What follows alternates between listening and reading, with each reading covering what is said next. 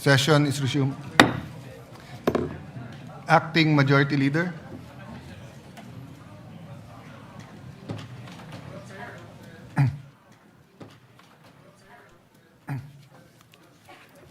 Mr. President, at this juncture, I move that we dispense with the reading of the Journal of the 61st Session, Wednesday, May 6, 2026, and consider the same as approved.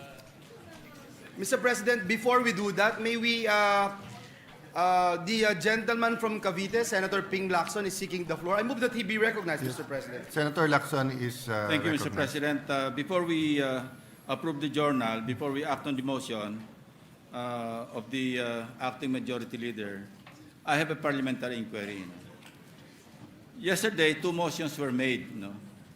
The first one made by Senator Villanueva, citing in contempt of the Senate the NBI agents who allegedly tried to prevent Senator De La Rosa from attending yesterday's session. And the second one concerning the proposed amendments to the rules a motion made by Senator Marcoleta. On the first motion, Mr. President,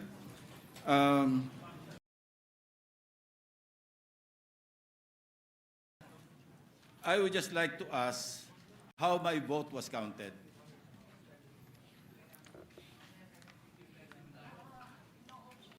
Yeah.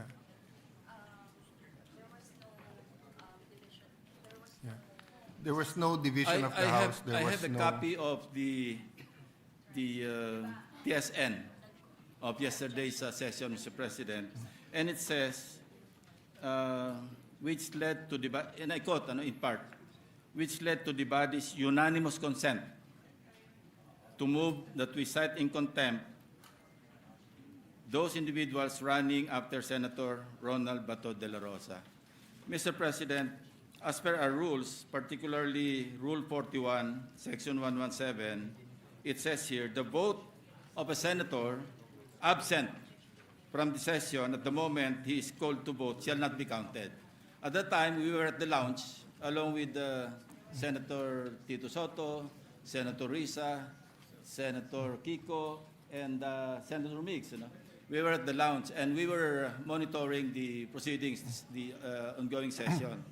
And to say that my vote is counted along with the others because it says here unanimous, that's why I stood up before we approved the journal, Mr. President. For a full explanation of that, I will refer to the Committee on Rules because to my knowledge, that is the tradition of this chamber. When we pass resolutions and there's no objection, whoever is present during that time is counted as to have voted for it. That has been the tradition even during the time of Senator Soto. Thank you, Mr. President. But if that is the inquiry, so that we can set straight our rules and the records, if the gentleman wishes, I will refer to the Committee on Rules and ask them to report out maybe by Monday. Thank you, Mr. President. Except that Rule 41, as I mentioned, Section 117, Yes. maliwanag po sinasabi, pagka wala yung senador sa session hall at the moment he is called to vote, shall not be counted. Yes. Which, for example, the resolution against the Chinese ambassador, many of us weren't in the session hall. Pero nung sinabing no objection, kinount din lahat. So, in many periods. But I see the gentleman's point, and if we want to be accurate, then let's ask the Committee on Rules, which includes the minority, to come out with a better formulation. Let it be placed on record, Mr. President, that my manifestation does not in any way showing sympathy with the NBI agents who grappled with our colleague here. In the first place, Senator De La Rosa is a fellow Cavalier, not to mention a former subordinate in the defunct Presidential Anti-Organized Crime Task Force, and he's a fellow senator. Yes, that's very, so, just to yes, that's just to very set well the record taken. straight. And for the record, Senator Lacson has always stood up if he thinks that there's a misapplication of the rules. But just on that point of the NBI, I think we're far from going into the whole truth because early this morning, I think 7 a.m., I was watching the videos. I saw, I do not know whose vehicle it is, but it's a white vehicle with 7. Lumalabas ng Senate, pinipilit ng NBI na ocular inspection at tignan sa loob, which is a violation if you do it anywhere in the country but right outside our gates. So although we agreed with the NBI director for fact-finding, I think this issue is far from over. So I thank you, Senator Lacson, for making that nuance that you are talking about the rules, not the sentiment of the Senate to protect our integrity. On the substantive aspect of my manifestation, Mr. President, para lang hindi na maulit kasi meron tayong jurisprudence, yung Ong, remember Lincoln Ong of the Parmali controversy, GR number 257401. Bago po ito yung leading case, March 2023. Sinabi ng Supreme Court, and I'll just mention the separate concurring opinion of the no less than the Chief Justice, Alex Gesmundo. Sinabi rito, as succinctly pointed out by the Chief Justice, Alexander G. Gesmundo, witnesses who are charged by Congress with giving false or evasive test, this is pertaining to the committee hearings, pero must be accorded stricter due process. So yung nangyari kahapon sa President, and I was about to ask again, if it was a direct contempt or an indirect contempt. Because if it was an indirect contempt, all the more that they should have been asked to explain first before they were cited in contempt of the Senate and thereafter taken under the custody of the Senate. So procedurally incorrect or infirm yung ating ginawa. Kaya ko lang pinopoint out para i-correct lang natin yung ating sarili. So, the Minority Leader, the former Senate President first before I comment. Yes, Mr. President. I yield. Yes. All right. Thank you, Mr. President. Do I take it that you mean that the practice that we've had before is that when a vote is taken and no one objects, those who answer the call of the roll are deemed present and are deemed that have approved? I found out when they voted on the resolution where I interpolated Senator Pangilinan. So I was in my room, not on the floor. And I was explained to me that that's the procedure. So even under your Correct. Senate presidency minority leader. Correct. So that's why I was answering Senator Lacson that I see his point, but to my knowledge, that is the tradition. Yes, I agree. As a matter of fact, I agree with what you said in your answer to Senator Lacson. But my point, Mr. President, then in that case, then one of us or I who have voted in favor based on our tradition would like a reconsideration, a motion for reconsideration of the motion to contempt. To contempt. Not So- because it is, again, like what Senator Lacson mentioned, it's not about, does not have anything to do with the people of the NBI or us or Senator Bato. It's only based on rules. Yes. Why? So, can we move for a reconsideration, Mr. President, so I can explain why? That is your right, Minority Leader. All right. Thank you, so sir. anyone who on record voted for any motion has the right during the next day, and actually we're in the same session day, within 2 session days, and technically we're in the same session day. So it is your right to move for reconsideration. Then the Majority Leader will either adhere or will object. All right. Correct. Thank you, Mr. President. Now, here's the point. Based on our rules, the rules of the Senate, and it is consistent with the fact of the contempt of power of the Senate is limited only during inquiries in aid of legislation. this is what the Committee on Rules will have to tackle in that particular motion to sign in contempt anyone from the session hall. The impeachment court is empowered too, but not the Senate. I cannot find it in the rules. No, Section 18 of the Senate Resolution Number 5, the rules of procedure governing inquiries and in aid of legislation, provides that a chairman, with the concurrence of at least one member of the committee, may punish or cite in contempt any witness before a committee who disobeys any order of the committee or refuses to be sworn or testify or for falsely or evasively testifying. Further, as emphasized in this Senate Resolution 145, the power of contempt is inherent to the enforcement of the right to conduct inquiries in aid of legislation. So, in fact, Senate Resolution 237, such power of contempt was delegated to the subcommittees as they comprise the same membership as the main committee and should have the committee's full powers, including the power to cite and punish witnesses in contempt. All right.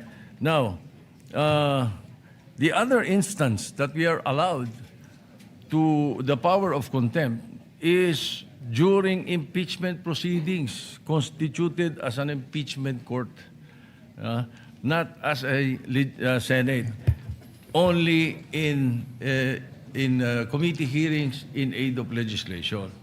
So, the only instance that contempt is mentioned in our rules is the duty of the Sergeant at Arms to enforce a citation in contempt issued by any committee of the Senate and to detain and place under custody witnesses, etc., etc.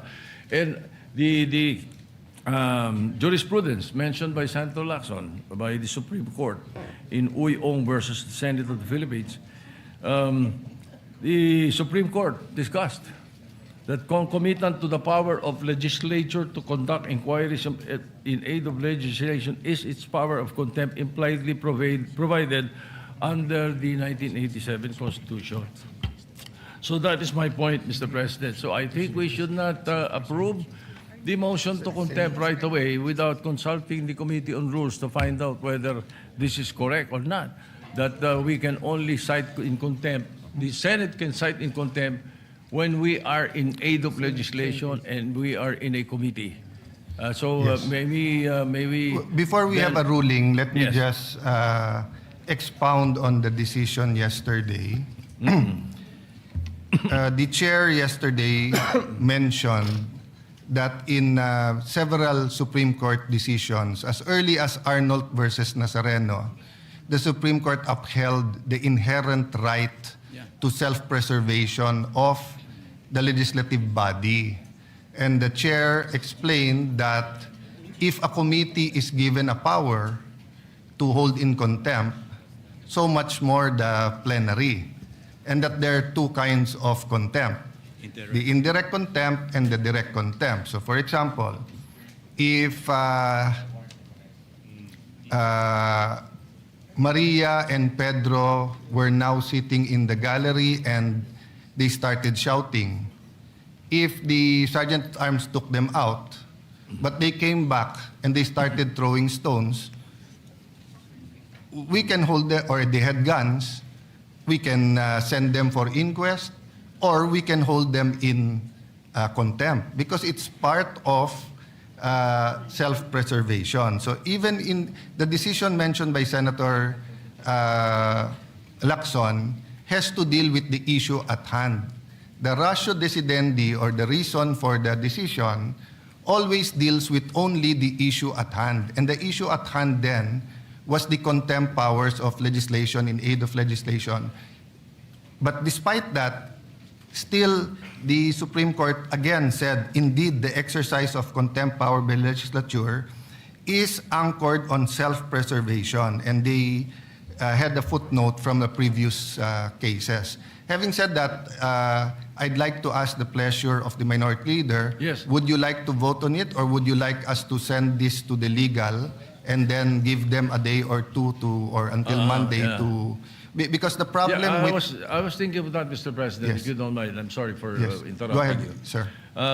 Because the Supreme Court itself laid down the limitations. Oh, that's why we have to discuss it perhaps in Yes. the committee or Yes. the legal. No, the first limitation: the subject hearings were conducted in aid of legislation. 1, 2. Second limitation: the assailed rules are compliant with the publication requirement of Section 21, Article 6 of the 1987 Constitution. And the third limitation is that the committee failed to accord petitioners their constitutional right to due process relative to the conduct of its proceedings. Therefore, we were in plenary session yesterday, and then we were suspended when this event was being discussed. So, again, the pleasure, really, Mr. President, if you do not mind, is that we refer the motion Yes. to the Committee on Rules. We are in agreement, but just to explain, one example I gave yesterday, even if it wasn't in the rules of court, or even if there's no precedent, if we were in the Supreme Court, and while they were in hearing, I ran after or tried to arrest or tried to mug one of the justices, they can hold me in direct contempt because it's really about self-preservation. So the events yesterday was so grave that yes, we need cooler heads because we really have to discuss the problems of agriculture, the problems of the economy, problems of transportation. Naghihirap talaga mga kababayan natin. And of course, we're all aware that the House voted for impeachment yesterday, so we're all preparing for that. But at the same time, we have to show the world, including our local law enforcers, that you cannot play around with the Senate as an institution. And when you're trying to prevent a member from attending, that is direct contempt of the Senate. So I'm in agreement if we can all agree that we send it first to the Yes. legal, and maybe we'll invite any legal staff of all the Senate offices so that they can participate there, because it's an issue that so that we won't take one opinion hook, line, and sinker, but get all the brilliant minds of the offices of the 24 senators, then discuss it, but and we'll hold the reconsideration in abeyance until we have that, if it's acceptable to the former Senate President. I concur. So I so move, Mr. President. Thank you very. So is there any objection to the motion that the ruling, the motion and the ruling to hold in contempt will be now studied by referred and studied by our legal department, who will also invite lawyers from each and every OS or office of the senators or the 24 senators? If there's none, then Mr. President, on the second point, yes. the second motion made by Senator Marcoleta proposing that Rule 14, Section 41B of the Senate Rules be amended by including a new Section 41C. Now, while I commend the Senate President for deferring action on the motion of the Honorable Marcoleta, but still, we should bear in mind that if we amend our rules, necessarily we should refer it to the Committee on Rules. We cannot just decide in plenary to right there and then amend the rules. If I am correct in that regard, Mr. President. You're not only correct, that's what happened. I referred it to the Yes, Committee that's on why Rules. I express my admiration and commendation for the action taken by the Senate President. Yes, yes. So we're clear on that. Yes. My interpretation, Senator Lacson, is that was the intent of Senator Marcoleta. That because the rules is that 1 day for consideration. Yeah, for a motion, it's 1 day. I'll just paraphrase. So my interpretation, of course, I didn't stand up and go near to Senator Marcoleta, but my interpretation was that my understanding is I always have to follow the rules. We always have to follow. So when a senator makes a motion and there is a specific rule, then we will follow. But the Committee on Rules is allowed to meet right away, but that doesn't mean they can meet right away and not follow the 1 day rule. Yeah. Thank you for the clarification, Mr. And thank you President. for... That would be all. Yes. And to be fair to our former Senate President, Mig Subiri, he also made it very clear that our tradition is that if it is amendment of the rules, we consult and then we not only give a copy. So actually the Secretariat rewrote the proposal, and maybe I could just say that all of these were a product of what happened yesterday. No, and of course most of us had some sleep last night. I don't know Senator Bato if he had good sleep. He told me he was not able to sleep last night, but Senator Padilla, who stayed with him, said you were sleeping very well. So, but maybe cooler heads today, and hopefully we'll get our job done. No? Yeah.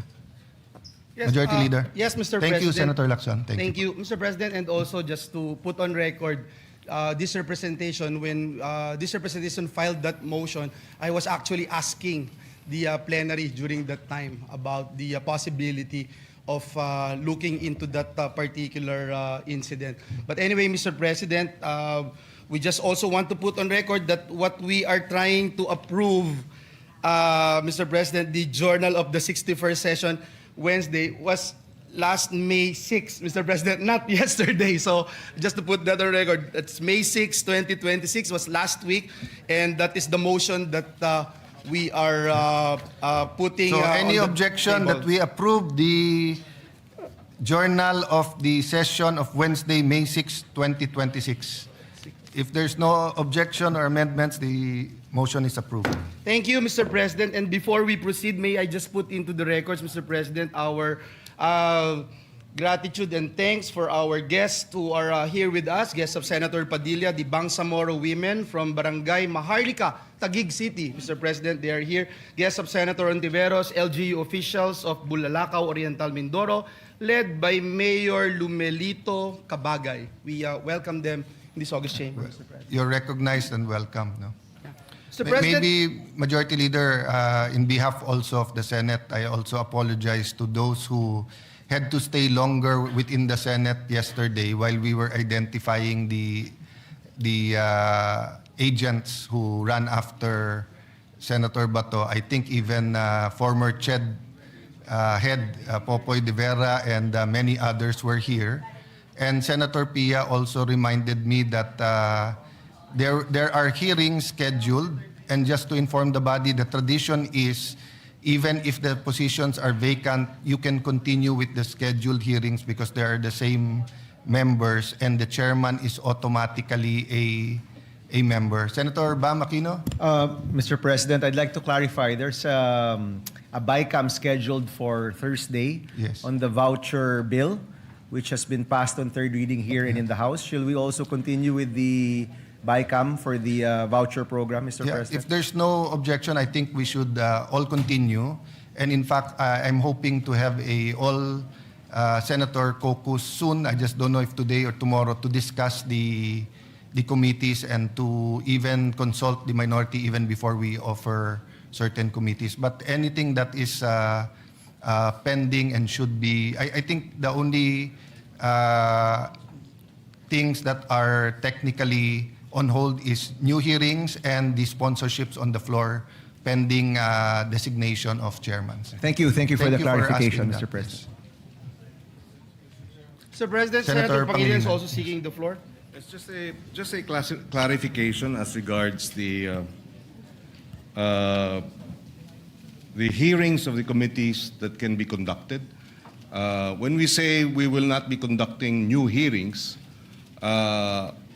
does this exclude hearings that were suspended and will just be, under our rules, allowed to resume as the hearings have yet to be terminated? So the tradition is if there's a vacancy in the chairmanship, there's a vice chairman that takes over. But if the vacancy is in all, the Which is the case, Mr. President, yeah, because in all, the chairman can continue the hearings that are ongoing.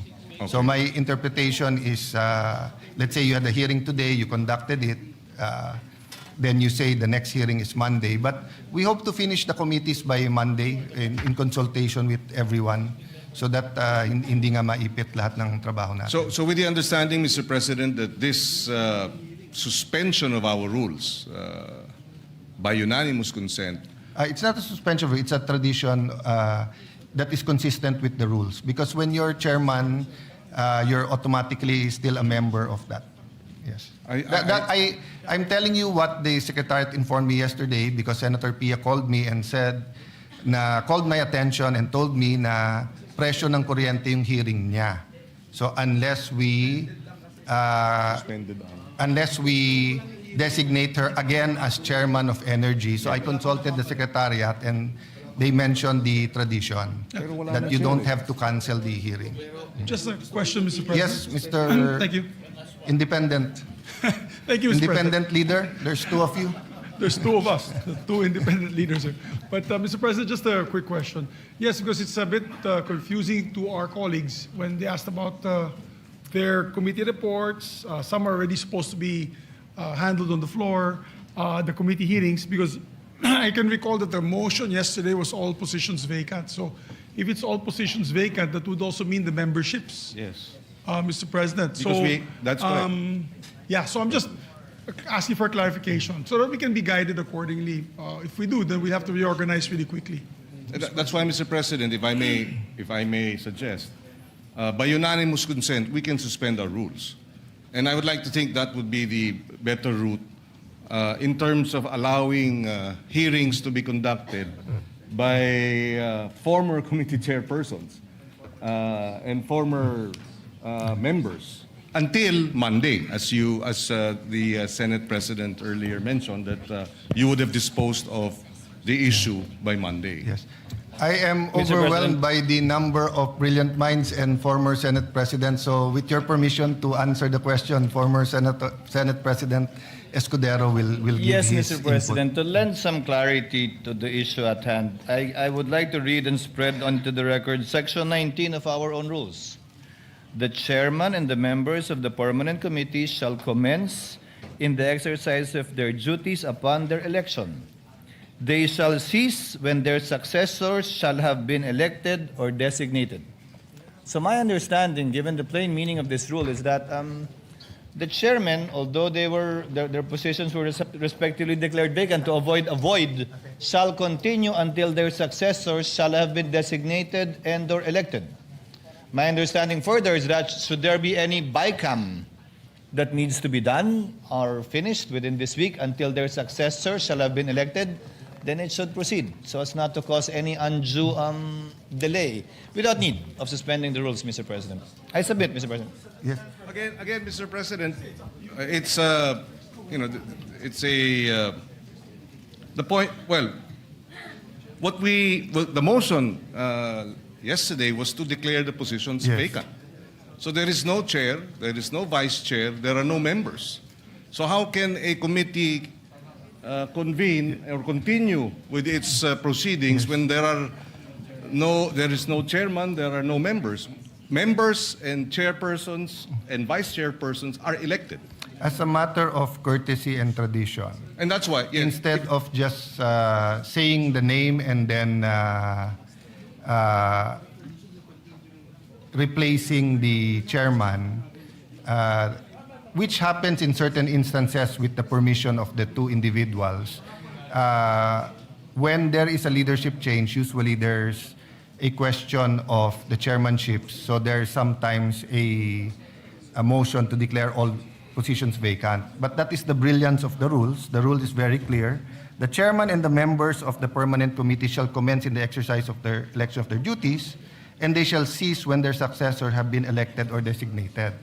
So out of prudence, usually in controversial hearings and in new bills, etc. So for example, if the divorce bill is very controversial, and let's say Senator Villanueva was hearing it, and then he was replaced, usually he will not call another hearing out of prudence and respect for the body.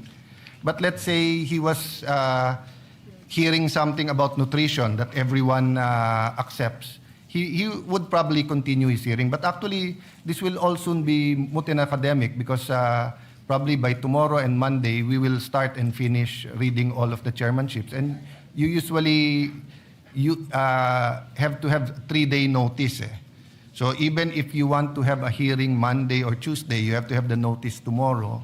So by Monday, we'll have all of this settled. I just mentioned it because Senator Pia reminded me about her hearing, and then I read some comments about some important matters and the cancellation. No?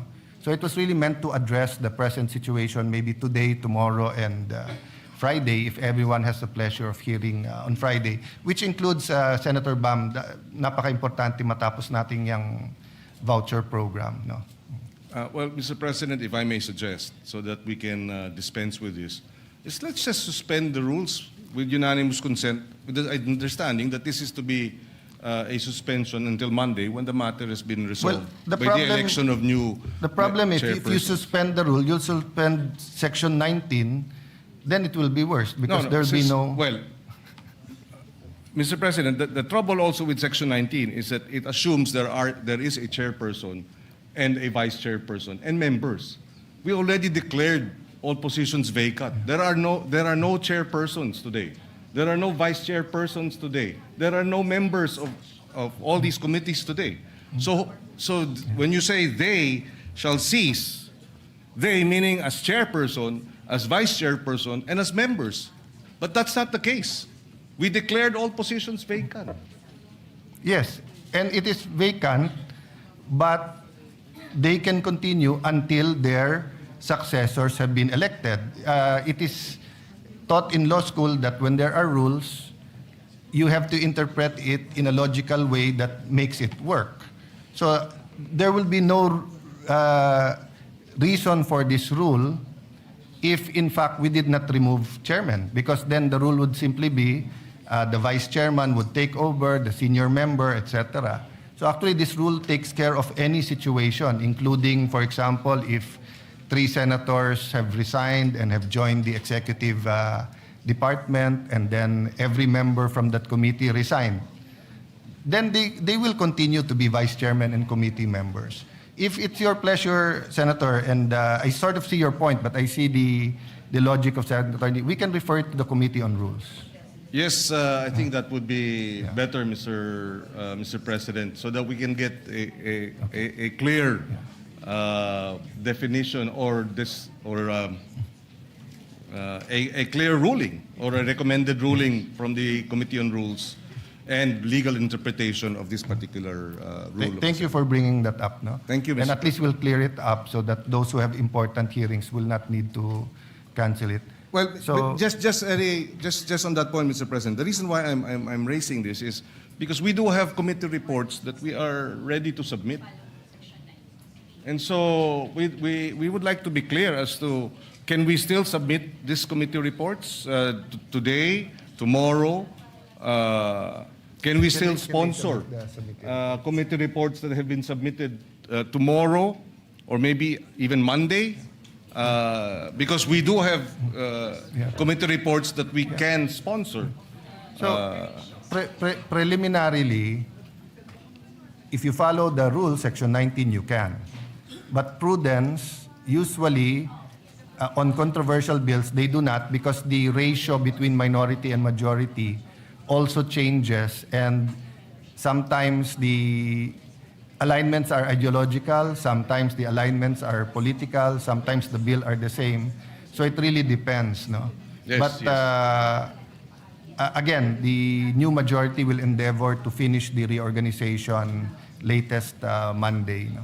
Okay, thank you, Mr. President. Thank you. Just for the So record. the comments are on the record and referred to the Committee on Rules. Yes, Mr. President. And just for the record, we were supposed to sponsor 2 measures on as chairman of the Committee on Justice on the citizenships of 2 the principal sponsor, Senator Bongo and Senator Pia Cayetano. Are they here today? They were here yesterday, but I want to know if we can schedule it Yes. tomorrow. Majority Leader, Mr. President. may I request that you discuss with Senator Pangilinan and the 2 sponsors? Maybe we can accommodate tomorrow. Because there is a timeline as Yes. to the... okay. Thank you, Mr. President. Thank you. We will be ready tomorrow. Thank you, Mr. President. We'll do that, Mr. President, and I hope the real majority leader will be elected soon, Mr. President. Mr. President, at this juncture, and just to You mean give the our permanent, colleagues, permanent majority leader, not colleagues, the the opportunity to vote on third reading, Mr. President, may I respectfully move to consider on third reading of bills. Mr. President, the printed copies of these bills were electronically distributed to the members on May 8, 2026, in compliance with the 3-day rule in the Constitution. And so with that, Mr. President, I move to approve on third and final reading Senate Bill number 1894, this bill enhancing the Universal Access to Quality Tertiary Education Act. So move, Mr. President. Any objection? There being none, consideration of Senate Bill number 1894 on third reading is in order. The Senate Secretary is directed to read the title of the bill and proceed with the voting. Senate Bill number 1894, an act enhancing the Universal Access to Quality Tertiary Education Act, amending for the purpose of Public Act number 10931. Roll call of members. Senator Aquino. Senator Cayetano Pia. Senator De La Rosa. Senator Ejercito. Senator Escudero. Senator Estrada. Senator Gatchalian. Senator Go. Senator Hontiveros. Senator Lacson. Senator Lapid. Senator Legarda. Senator Marcoleta. Senator Marcos. Senator Padilla. Senator Pangilinan. Senator Soto. Senator Tulfo Erwin. Senator Tulfo Rafi. Senator Villanueva. Senator Villar Camil. Senator Villar Mark. Senator Subiri. Senate President Cayetano Alan. With 21 affirmative votes, 0 negative vote, 0 abstention, Senate Bill number 1894 is approved on third reading. Thank you, Mr. President. We congratulate the authors, especially the chairperson of the Senate Committee on Higher and Technical Education, our Senate President Pro Tem, Senator Lauren Legarda. Those who want to be co-sponsors can just manifest to the majority leader. Yeah. I think Or- everyone, Mr. President, Everyone who's present is already wanted to be part of this measure. and when it's unanimous, even those who are not sitting down there are included. So far, no. Those physically present and voted. Just Okay. physically present, Yes. Mr. Upon President. clarification of Senator Lacson. Just That's a good physically clarification. present. And that is very clear right now. Mr. President, I move that we approve on third reading Senate Bill number 1966. This is the bill institutionalizing the assistance to individuals in crisis situation. I so move, Mr. President. Any objection?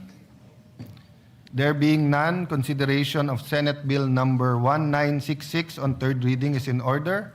The Senate Secretary is directed to read the title of the bill and proceed with the voting. Senate Bill number 1966, an act institutionalizing the assistance to individuals in crisis situations program of the Department of Social Welfare and Development, providing penalties for the violation of certain unlawful acts and appropriating funds therefore. Roll call of members. Senator Aquino. Senator Cayetano Pia. Senator De La Rosa. Senator Ejercito. Senator Escudero. Senator Estrada. Senator Gatchalian. Senator Go.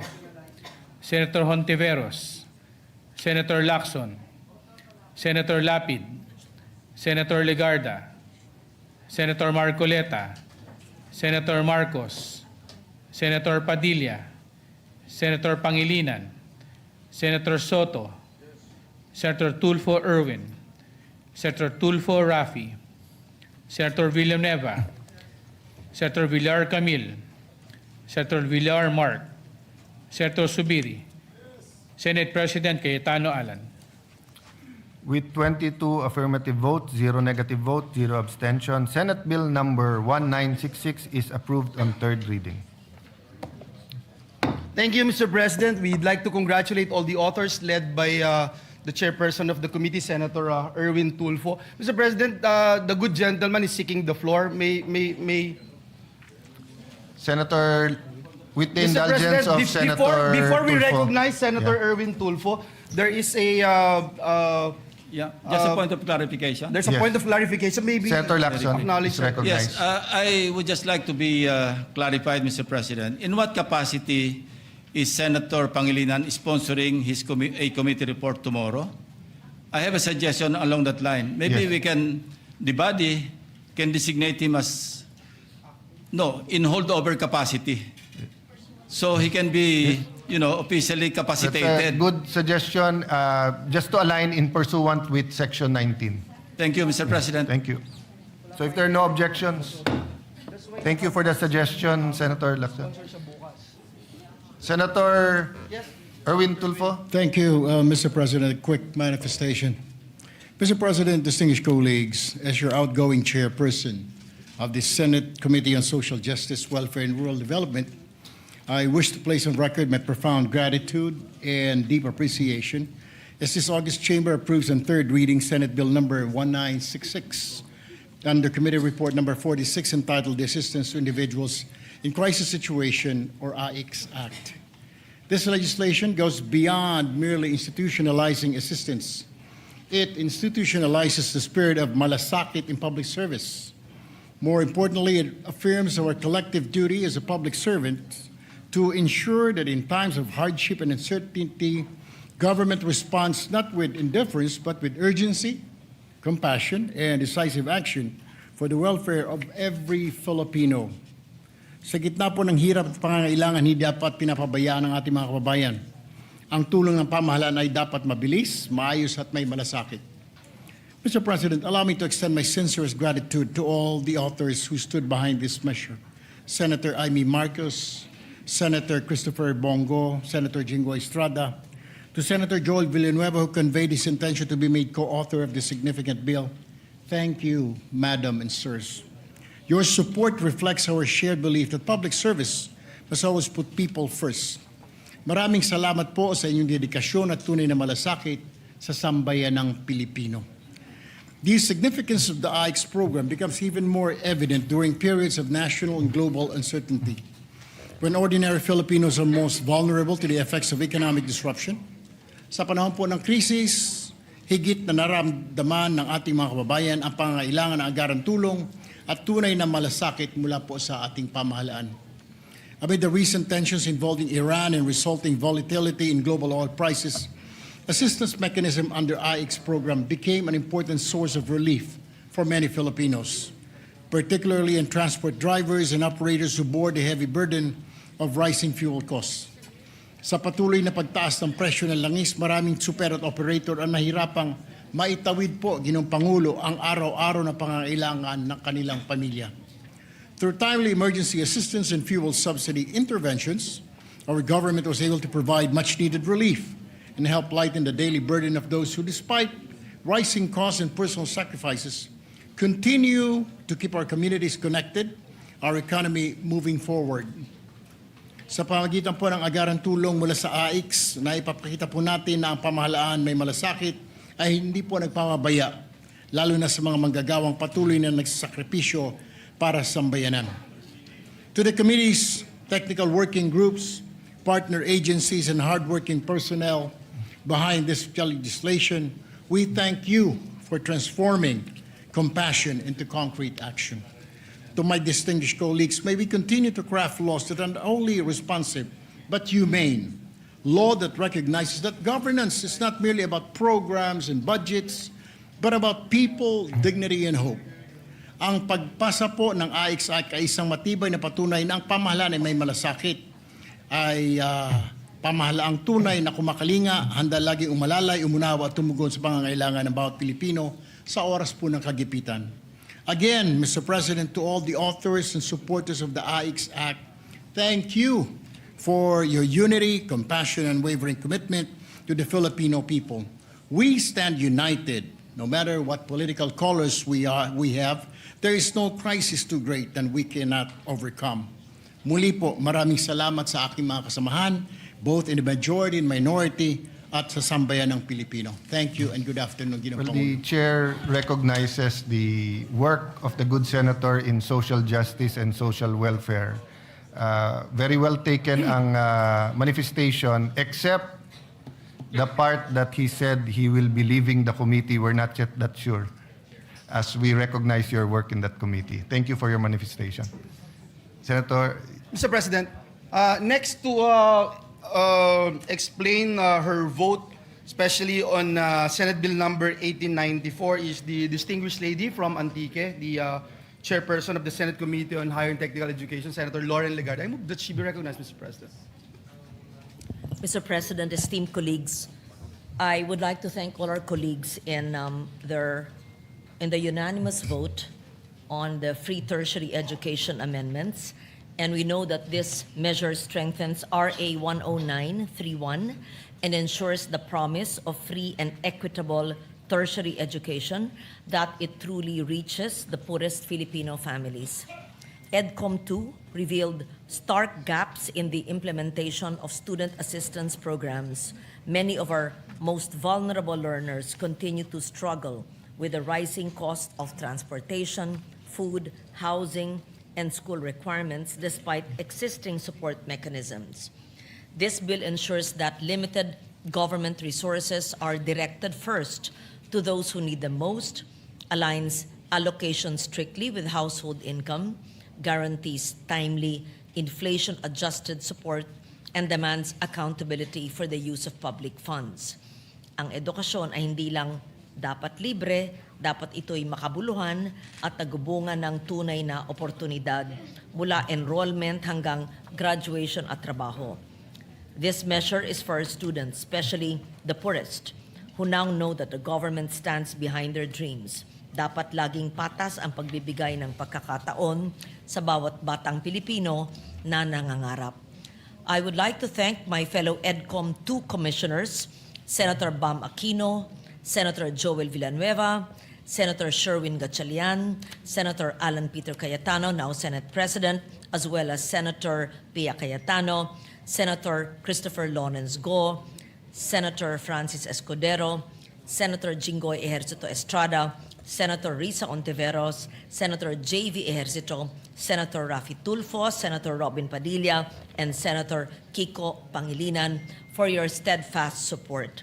I express my deep gratitude to all who joined in advancing this measure. And just to take note that the House of Representatives had already passed this measure on third reading. Thank you, Mr. President. Thank you, Mr. President. Before I ask for this representation's recognition, Mr. President, our dear colleague, Senator Risa Ontiveros, is seeking the floor. May I move that she be recognized, Mr. President? yeah, Senator Ontiveros is recognized. And we thank Senator Legarda for her explanation of the vote. Salamat po, Mr. President. Inquiry, Mr. President, in line dun sa action ng body natin regarding Senator Pangilinan on the suggestion of Senator Lacson. Two inquiries, Mr. President. For clarity, Mr. President, dahil this representation is the former chair of the Senate Committee on Women and also former chair of the Senate Committee on Health. Kanina po kasi ang conversation nga ay tungkol sa committee hearings for bills that are ready for amendments on the floor. Halimbawa itong apat, Mr. President. So, ang unang inquiry ko po, would I still be allowed to introduce the amendments as former chair in relation po to the action of the body on holdover capacity of Senator Pangilinan in his former committee, Mr. President? So as to introducing individual amendments as a senator, of course, that's always your right. But as to sponsoring, the majority leader and myself will be discussing all the pending bills on the floor when we go in caucus right after this, and we hope to ask for a all-member caucus by tomorrow to discuss that, but also to discuss the articles of impeachment. Okay. Salamat, Mr. President, and this representation anticipates the response of the Senate President and the Majority Leader. Just to add one detail on the anti-hospital detention bill, ang particular status po niyan, Mr. President, is babasahin na lang yung amendments. Okay. And then, pending the decision of the body, pwede na pong i-close on second reading. Second and last inquiry for now, Mr. President, regarding the bills that are for interpellation, because lastly, this representation is also former chair of the Senate Committee on Electoral Reforms. bills, Mr. President, like the party list reform, the anti-political dynasty bill, and then also within the Committee on Health, the UHC Medical Assistance Program, and the Healthcare Proxy Act. So again, Mr. President, should this representation continue to sponsor and defend them on the floor, or is it correct that the leadership change has prevented this, Mr. President? Same answer, and to be completely honest, because Senator Villanueva has not accepted the position of majority floor leader, so I cannot assign him to go to the former chairpersons to get their pleasure yet, because he has only agreed to be acting floor leader. But after our caucus this afternoon, tomorrow, we should have a regular, not real, a permanent majority leader, at least until the body would like to pick someone else. No? Maraming salamat, Mr. President, and I we'd know also that... the chair would like to thank you for your work on the Committee on Health. Thank you, Mr. President. And this representation knows that the Senate President is also keenly aware kung ganong katagal at katinding iniintay itong mga bills ng mga iba't ibang stakeholders at partners ng Senado, including mga children's rights advocates, syempre yung mga lahat ng pasyenteng Pilipino at mga pamilya po nila, yung ating mga barangay health workers, yung mga political reform advocates, among others, Mr. President. Salamat po, Mr. President. Just for the answer regarding your query as far as the rules are concerned, because the author of the bill can also sponsor, a member of the committee can also sponsor, and the former chair is a member of the committee. So technically, you can. So it's just a matter of the majority leader and the new majority would like that on the floor at the moment.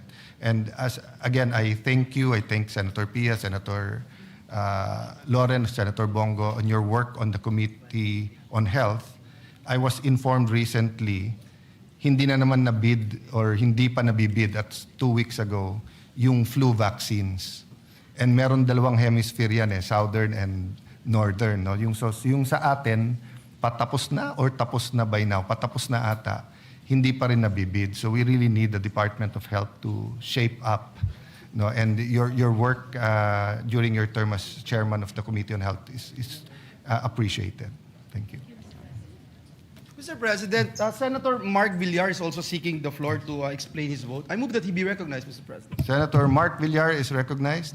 Mr. President, allow me to explain my yes vote and my unyielding support for Senate Bill number 1894, or the Act Enhancing the Universal Access to Quality Tertiary Education Act. Mr. President, Republic Act number 10931, or the Universal Access to Quality Tertiary Education Act, was enacted to provide adequate funding and similar mechanisms to increase the participation rate among all socio-economic classes in tertiary education.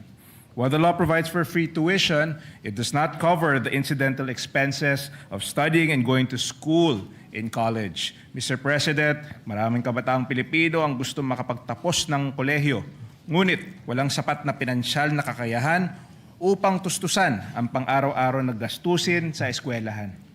Bagaman libre ang tuition fee, mahirap para sa ilan nating mga kababayan ang tiyakin na mayroon silang gagastusin sa pamasahe at pagkain pagpasok sa eskwelahan. Kung kaya, Mr. President, napipilitan ng marami na tumigil sa pag-aaral para magtrabaho upang tustusan ang pang-araw-araw na gastusin ng sarili at ng kanilang pamilya. Sa pag-aproba natin ng panukalang ito, wala nang estudyante ang mapipilitang magtrabaho upang tustusan ang kanilang pag-aaral. Posible na makapag-focus na sila sa kanilang pag-aaral at hindi na iisipin kung saan kukunin ang panggastos. Mr. President, this bill will narrow the gap between the objectives of the free tertiary education law and the glaring realities on the ground faced by the underprivileged and marginalized. Again, I would like to thank the distinguished lady from Antique, Senator Loren Legarda, for shepherding this bill, and of course, Senator Bam Aquino for initially championing this measure in these very halls. With the indulgence of the good sponsor, again, you mentioned it earlier, but I'd just like to reiterate that I would also like to be made a co-author of this bill. Thank you, Mr. President. Thank you, Thank you very Senator much, Villar. Senator Villar. May I be allowed, Mr. President, just to give a very short explanation on this particular measure because this is also our pet bill, Mr. President. If you accept the position of Majority Leader, then you can proceed. Thank you for being considerate, Mr. President. Mr. President, we vote yes on the proposed amendments to the Universal Access to Quality Tertiary Education Act. When we enacted, Mr. President, this RA 10931 during the 17th Congress, we opened the doors of higher education to millions of young Filipinos. But as the findings of EDCOM2 have shown, access alone is not enough. Many students continue to face learning gaps, financial pressures, and other barriers that prevent them from completing their education. Now, through the work of EDCOM2, particularly, Mr. President, in our role as chairperson of the Standing Committee on Technical Vocational Education and Training and Lifelong Learning, we have seen the urgent need to strengthen support systems for learners and make our education system more responsive to present realities. These amendments move us closer to that goal by improving the delivery and targeting of tertiary education support and ensuring that more students are not able to enter school but also complete their education successfully. Kaya, Ginoong Pangulo, hindi lamang po ito usapin ng libreng matrikula, ito po ay usapin ng tunay na oportunidad at mas magandang kinabukasan para sa ating mga kabataan. Muli, binabati natin si Senator Loren Legarda for sponsoring and defending this measure and our co-authors. For these reasons, Mr. President, and as author and co-sponsor of this measure, we reiterate our yes vote. Itaas po natin ang antas ng edukasyon sa Pilipinas. Maraming salamat po and may God bless us all. Thank you. Mr. President, Senator Risa Ontiveros is seeking the floor. I move that she be recognized. Thank you, Majority Leader, for your explanation of vote. Senator Risa Ontiveros. Salamat po, Mr. President. Mr. President, I vote yes to the Enhancing the Universal Access to Quality Tertiary Education Act. The Free Higher Education Law transformed millions of lives, but delays in subsidies and funding gaps have failed many students and strained our SUCs and LUCs.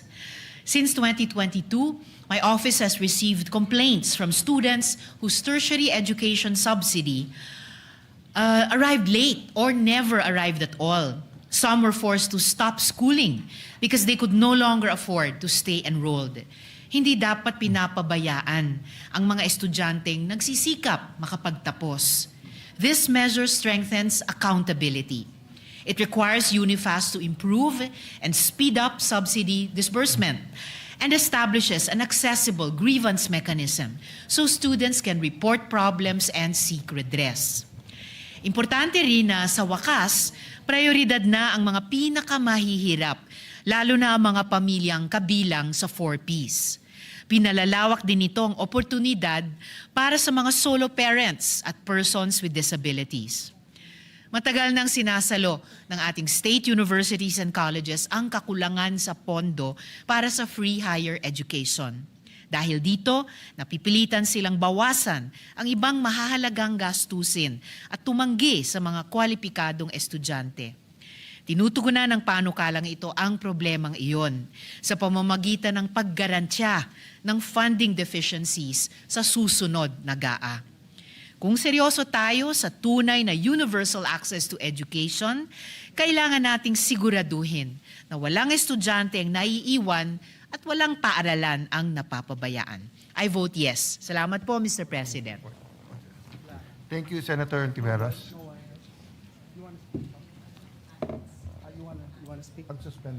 Mr. President, Senator Legarda is seeking the floor. I move that she be recognized, Mr. President. The Senate President Pro Tempore, Senator Legarda, is recognized. Thank you, Mr. President. Distinguished colleagues, ang AICS ay isa sa pinakamahalagang tulong ng pamahalaan para sa mga Pilipinong biglaang nahaharap sa krisis, pagkakasakit, aksidente, pagkamatay ng mahal sa buhay, pagkasunog, pagkawala ng hanap buhay, at maraming iba pang matinding pangangailangan. Sa pamamagitan ng panukalang ito, binibigyan natin ang AIX ng malinaw at permanenteng batayang legal. Hindi na lamang ito aasa sa mga issuances at taunang pondo, magkakaroon na ito ng malinaw na mandato, mas maayos na sistema, mas matibay na pananagutan. Mahalaga ring maipasok natin ang mga amyenda upang mas malinaw ang data, mga privacy safeguards, mga maayos ang koordinasyon sa LGUs at mas malinaw ang ugnayan ng AIX medical assistance sa iba pang health assistance programs ng ating pamahalaan. Pinatitibay din ng panukala ang mga pananggalang laban sa pang-aabuso, sa pamumulitika, sa katiwalian, panggigipit sa mga benepisyaryo. Ang ayuda ay dapat makakarating sa nangangailangan, hindi sa pamamagitan ng palakasan, padrino o politika. Mr. President, sa oras ng krisis, ang tulong ay dapat mabilis, patas, may malasakit para sa ating mga kababayang nasa kaagipitan ng bawat araw ng paghihintay ay dagdag na pasanin. Kaya ako po ay nagpapasalamat kay Senator Erwin Tulfo na binigyan niya ito ng prioridad at ito ay magiging permanente ng batas at hindi na tayo aasa lamang taon-taon kung anong ilalagay ng ating pamahalaan. Dahil po dito, buwaboto ako ng oo sa panukalang institutionalization of the AIX program. Thank you, Mr. President. Thank you, Senator Legarda. Mr. Majority President, Leader. Senator Bongo wishes to explain his vote. I move that he be recognized, Mr. President. The Chair recognizes Senator Bongo. Mr. President, I rise to explain my yes vote on Senate Bill 1894, a measure that seeks to amend Republic Act Number 10931 or the Universal Access to Quality Tertiary Education. Ito po yung final ko naman po ay Expanded Free Tertiary Education. Ngayon po ay pinangalanan na po ito na an act enhancing the Universal Access to Quality Tertiary Education Act, amending for the purpose Republic Act Number 10931. Kahit bago pa po ako naging senador, I have been a strong advocate for education at ako po'y naniniwala na ang edukasyon po'y pundasyon ng bawat kabataan at dala-dala nila ito hanggang sa kanilang pagtanda. At naniniwala po ako na ang kabataan po ang kinabukasan ng ating bayan.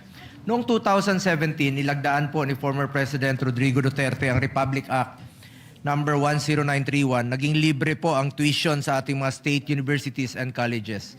Isa itong makasaysayang hakbang tungo sa mas pantay na oportunidad at mas maayos na kinabukasan para sa kabataang Pilipino. We thank the champions of this law in the 17th Congress, headed by the principal sponsor, Senator Bam Aquino, who fought it to make it possible, Senator Mig Subiri, na pinaglaban rin po ito, marami pa iba, then Senate President Tito Soto, mga kasamahan natin na dito, Senator Lacson, Senator Riza. Hindi pa po ako senador nito noon. Senator Kiko Pangilinan, Senator Gatchalian, Senator Estrada, sino pa ba? Hindi, Senator JV Ejercito, Senator Legarda, Senator Pia Cayetano. Marami pong nakipaglaban during the 17th Congress. But during cabinet deliberations, talagang meron pong kumukontra dyan ng mga finance managers. At they recommended sa presidente na i-veto po ito dahil karagdagang gasto sa gobyerno. Concerns were raised by economic managers regarding its fiscal impact. But we stood firm in our belief that free education is an investment in the future of our nation. Muntik na po itong mabito. Alam po ni Chairman Popoy de Vera yan. Ngunit nung panahon po na bilang Special Assistant to the President po ako noon, hinikayat natin ang CHED na ipaglaban at ipaliwanag ang kahalagahan ng panukalang ito. Last minute po ito na sumulat ang ating CHED Chairperson Popoy de Vera. Sabi ko, sumulat ka kay then President Duterte at makiusap ka. At dinala natin ito sa kanya. And we are grateful na nagbago po ang isip ng Executive Department. And we are grateful to former President Duterte na finally pinirmahan po niya dahil sabi niya, sa Davao nga po, merong free education doon. at meron siyang mga scholarships program po doon kahit na maliliit. Sabi niya, mas gusto ko sa buong Pilipinas po ito mangyayari. Finally, the rest is history at naging batas po ito. Even with the Republic Act 10931 in place, we recognize many challenges in accessing education. Kaya naman po, napakahalaga ng panukalang batas na ito. We thank the sponsor, Senator Loren Ligarda, for championing this measure. Mr. President, sa panukalang ito, bago ko makalimutan si Senator Alan, nung membro po siya ng 17th Congress noon, na I'm sure sinuportahan niya rin po ito, but naging Secretary of Foreign Affairs kayata nung mga panahong yon. I don't know kung senator ka pa during that time, but membro ka po ng 17th Congress at I'm sure pinaglaban mo rin po ito. Sa panukalang ito, Mr. President, hangad natin na mabigyan ng tertiary education subsidy ang mga indigent patients. Ibig sabihin, expanded, may pagpipilian sila. Yung mga lugar na walang yung kurso na ino-offer ay hindi nila ma-avail, ay pwede itong ma-avail po sa mga private universities. Hindi lamang po ito sa mga public colleges and universities. Maaari rin po itong gamitin sa private higher education institutions, lalo na kung walang available na pampublikong paaralan sa kanilang lugar. At naniniwala po ako na ang access sa education ay susi sa mas maliwanag na kinabukasan para sa ating mga kabataan. For these reasons, I am putting on record my yes vote for the passage of this very important education measure. Salamat, Mr. President. And likewise, as one of the authors of Senate Bill number 1966, which seeks to institutionalize the assistance to individual in crisis situations. Ito po yung AIX, kilalang-kilala po ito na programa ng DSWD. I want to manifest my yes vote to the measure. Sa pag-ikot ko po sa buong bansa, I have seen families who have lost everything, homes, livelihoods, and in some cases, hope. Ang AIX ay matagal nang nagsisilbing lifeline ng ating mga mahihirap na kababayan, lalong-lalo na po sa panahong sila ay naharap sa biglaang krisis tulad ng sakuna, sunog, pagkakasakit, pagkamatay ng mahal sa buhay, aksidente at iba pang hindi inaasahang pangyayari. By institutionalizing AIX, we guarantee its continuity and enhance its ability to adapt and respond to the growing needs of our communities. Sana po wag lang gamitin sa politika ang AIX at dapat po gamitin ito sa mga mahirap nating kababayan. Klarong-klaro naman po ang AIX. Assistance to individuals in crisis situations. Ibig sabihin, yung mga mahihirap talaga. At wag sana gamitin sa pamumulitika ang ayuda at tulong sa ating mga kababayan. We congratulate and thank the sponsor, Senator Erwin Tulfo, for prioritizing this measure. With this bill, we affirm to the Filipino people that in times of crisis, the government stands ready to extend a helping hand. Maraming salamat po, Mr. President. Thank you, Senator Bongo. Just on your point na sana wag magamit sa politika and for the information of the public who have a keen eye on the Senate, actually maganda na carry over yung amendment ni Senator Lacson sa 2026 budget, yung prohibition on political involvement in the distribution of cash and other forms of financial assistance is in Section 18. Sa Section 19 naman, prohibition on the display and or a fixture of the name, image, likeness of public officials. So yung suggestion ni Senator Lacson na kineri ng body nung sa 2026 budget, nandito. Tapos may Section 20, unlawful acts. Unfortunately, ang Section 18 and 19, walang penal clause. Ang Section 20 may penal clause may penalties under Section 21. That's why if you noticed, nung nagsimula yung Iran-Israel-US war, parang may bumalik na mga logos at saka mga streamers, posters, tarpaulins na may mga muka sa ilan mga distribution. So baka pwede nating ipaalala sa lahat na the spirit of the law, kahit wala tong criminal penalties, is maybe I can use the word partisan free. Diba? Dapat non-partisan ang pagbibigay ng ayuda. No? Mr. President, nalimutan ko lang po kanina. Salamat rin kay Senator Chis Escudero, Senator Angara, Senator Grace, and Senator Nancy Binay. And of course, headed by our finance Chair, Senator Loren Legarda, sila Senator Pia, na pinaglaban po itong free tertiary education. Salamat po, Mr. President. Thank you, Senator Bongo. Mr. President, before we recognize Senator Marcoleta to explain his vote, I think the chairperson of the committee, Senator Erwin Tulfo, would just like to put into the record some of the matters that is Yes. part of what has been discussed on the floor. Senator Senator Tulfo has both the legislative acumen, but also he served as secretary, so he knows the practical side of all of this. Thank you, Senator Tulfo, Mr. you're President, our new majority floor leader. Nais ko lamang pong sabihin po, maraming salamat po sa pagpapaalala na doon po sa clause section 18 at 19, wala pong penalty po doon. Pagkos yan po ay plano namin na ilalagay po natin sa BICAM. Pag nagkaroon po ng BICAM na, lalagyan po natin ng penalty po yan. Maraming salamat po, Ginoong Pangulo, for that reminder.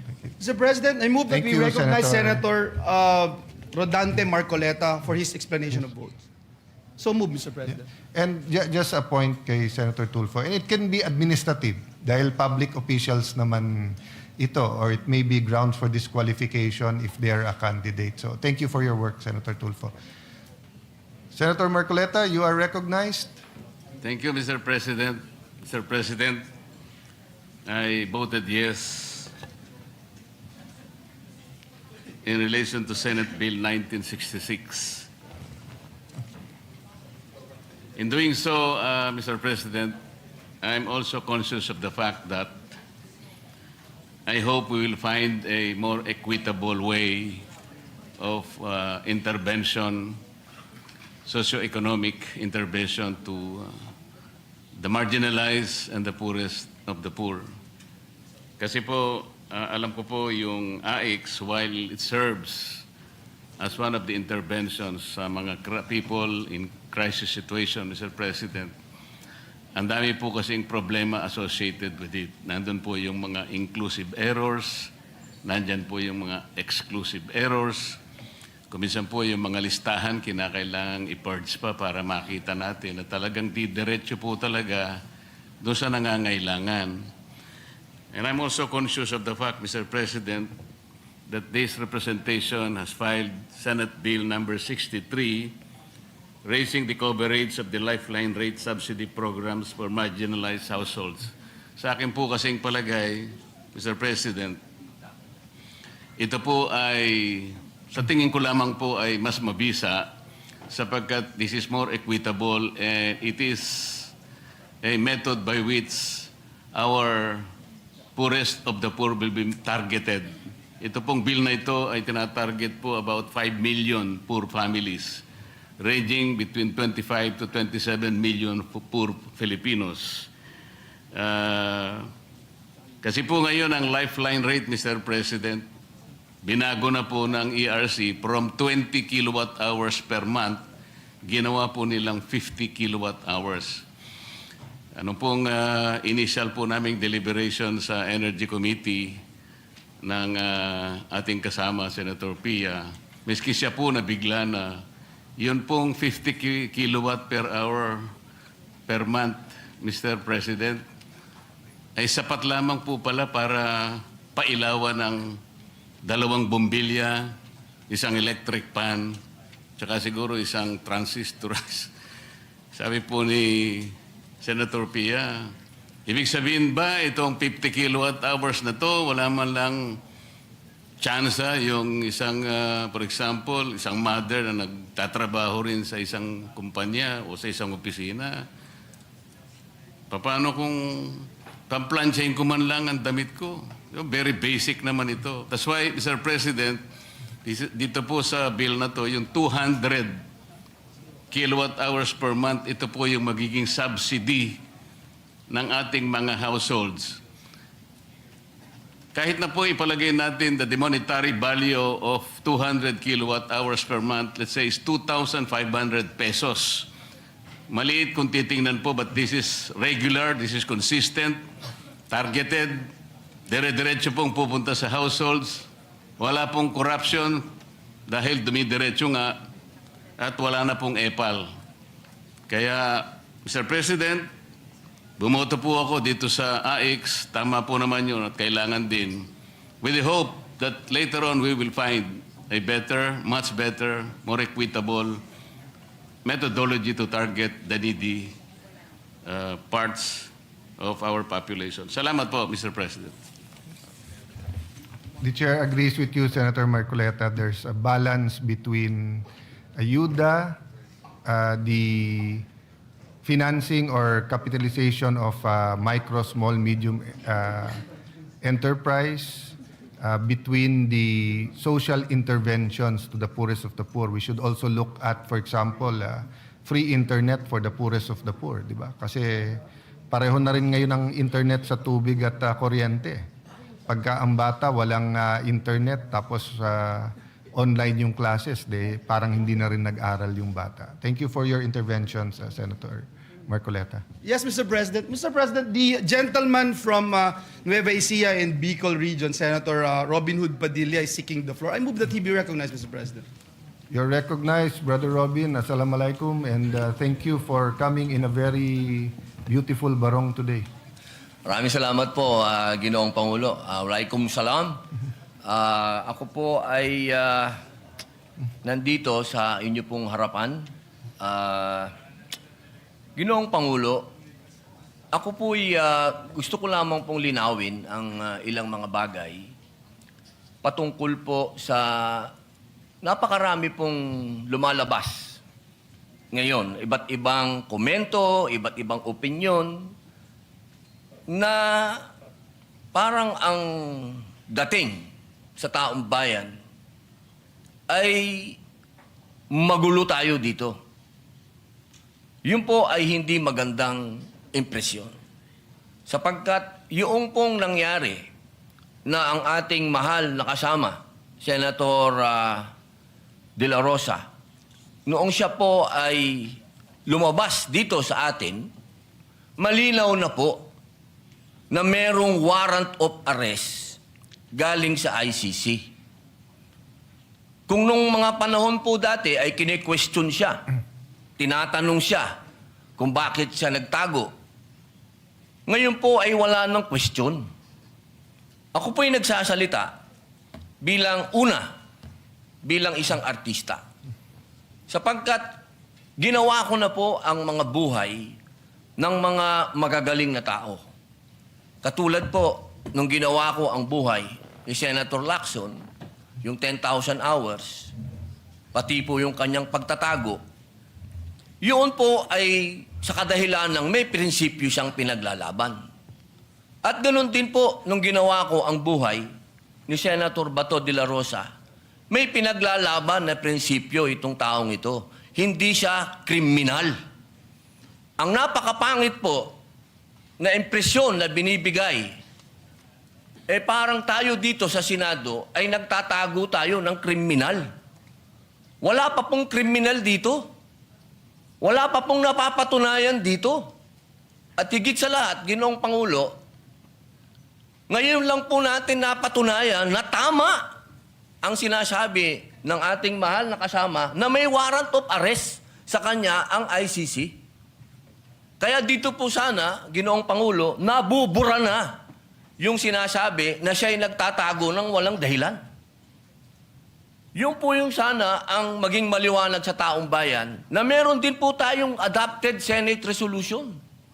Ito po yung number 44 na malinaw po doon sa resolution na ito expressing the sense of the Senate of the Philippines to protect all Filipinos against extrajudicial rendition and guarantee then a reasonable time prior to their surrender by extradition from the Philippines to seek redress from the courts and avail of legal remedies. So wala po tayong ginagawang kaimposiblihan dito dahil sinusunod po natin ang resolution natin. Dahil siya po, inaasahan natin at meron din po siyang pending na TRO sa Supreme Court. Ginoong Pangulo, sana wag po tayong magkaroon ng mga mixed messages dito. Hindi ko po hinihingi doon sa ating mga kasama na bumoto ng no dito sa resolution neto na pumanig kay Senator De La Rosa.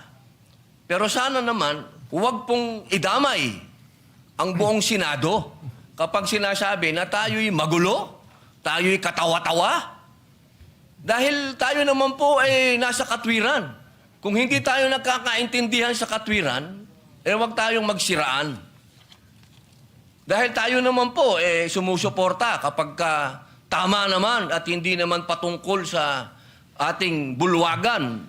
Pero pagkatungkol sa ating bulwagan na ang pinag-uusapan, huwag po sana tayong magsiraan. Ito pong pagkakataon nito, Ginoong Pangulo, sana'y maging masaya tayo na nandito na ang ating kasama. Na kahit pinaghahabol, diyan ay pumunta dito at ipinakitang siya ay isang senador. Nung siya ay wala dito, hinahanap. Nung dumating, tatanungin natin, bakit siya nandito? Pambihirang buhay ito.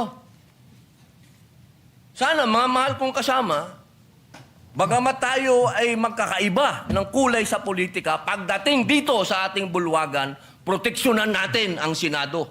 Hindi dapat pinapayagan natin sa labas ng gate natin may nagche-checkpoint. Ginoong Pangulo, maraming salamat po. Wala kaming tulog. Pasensya na kayo.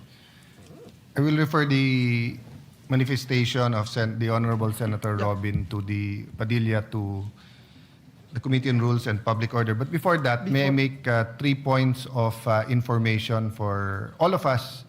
Before that, an appeal sa lahat ng naka-video kagabi, whether dito sa labas ng session hall, whether dyan sa baba, dun sa ginulpi na member ng ating Office of the Sergeant of Arms, or dun sa labas, please volunteer and submit your video because we agreed with the NBI that they will conduct a fact-finding.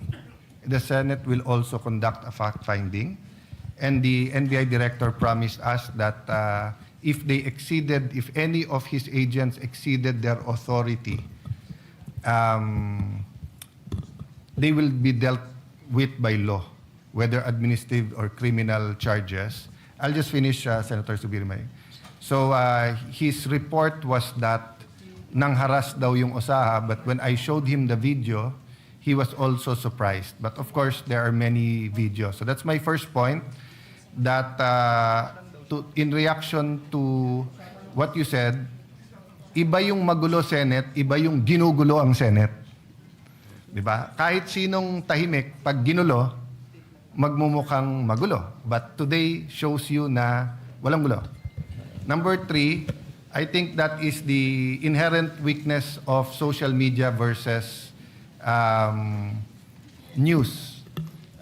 Legitimate, I will not use legitimate because everything is legitimate no matter what the platform. But what I'm saying is that when people cut interviews, so for example, I think Senator Trillanes said, anong pinagsasabi ng mga senador, including myself, he gave up. But if you look at my whole interview, ang sinabi ko, ang naging tradisyon at nirerespeto to ng kahit na pinaka mabibigat or pinaka mga administrasyon na inaccuse ng paggamit ng kamay na bakal, ay nagko-coordinate first bago nila i-serve ang warrant dito. Number 2, we allow the senator to exhaust all legal remedies. And number 3, in the case of Senator Bato, it has to be a warrant issued by a Philippine judge in a Philippine court. And still, he has to be given the right to exhaust all his legal remedies.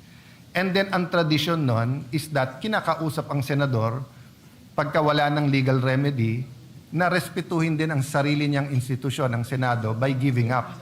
Which yun po ang ginawa ni Senator Trillanes at Senator De Lima, pero mukhang meron silang selective amnesia. Nabura yung part where they sought the protection of the Senate, nandun na sila sa pag-surrender. Secondly, lastly, nire-iterate ng NBI na pinayagan silang pumasok, pero sabi ko, siguro naman kahit pinayagan kayo pumasok, walang pumayag na makipaghabulan kayo sa isang senador. So sabi niya, yan daw ang standard pagka ang isang inaaresto ay tumakbo. Ngayon, ang sabi naman namin, look at it from our point of view.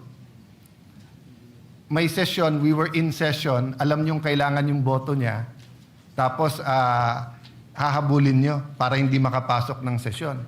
So, mahaba yung usapan, no? But we and Senator Amy, Senator Pia, Senator Loren were the voices of the institution yesterday. No, I played more of a diplomat mediator role so that we can get to that.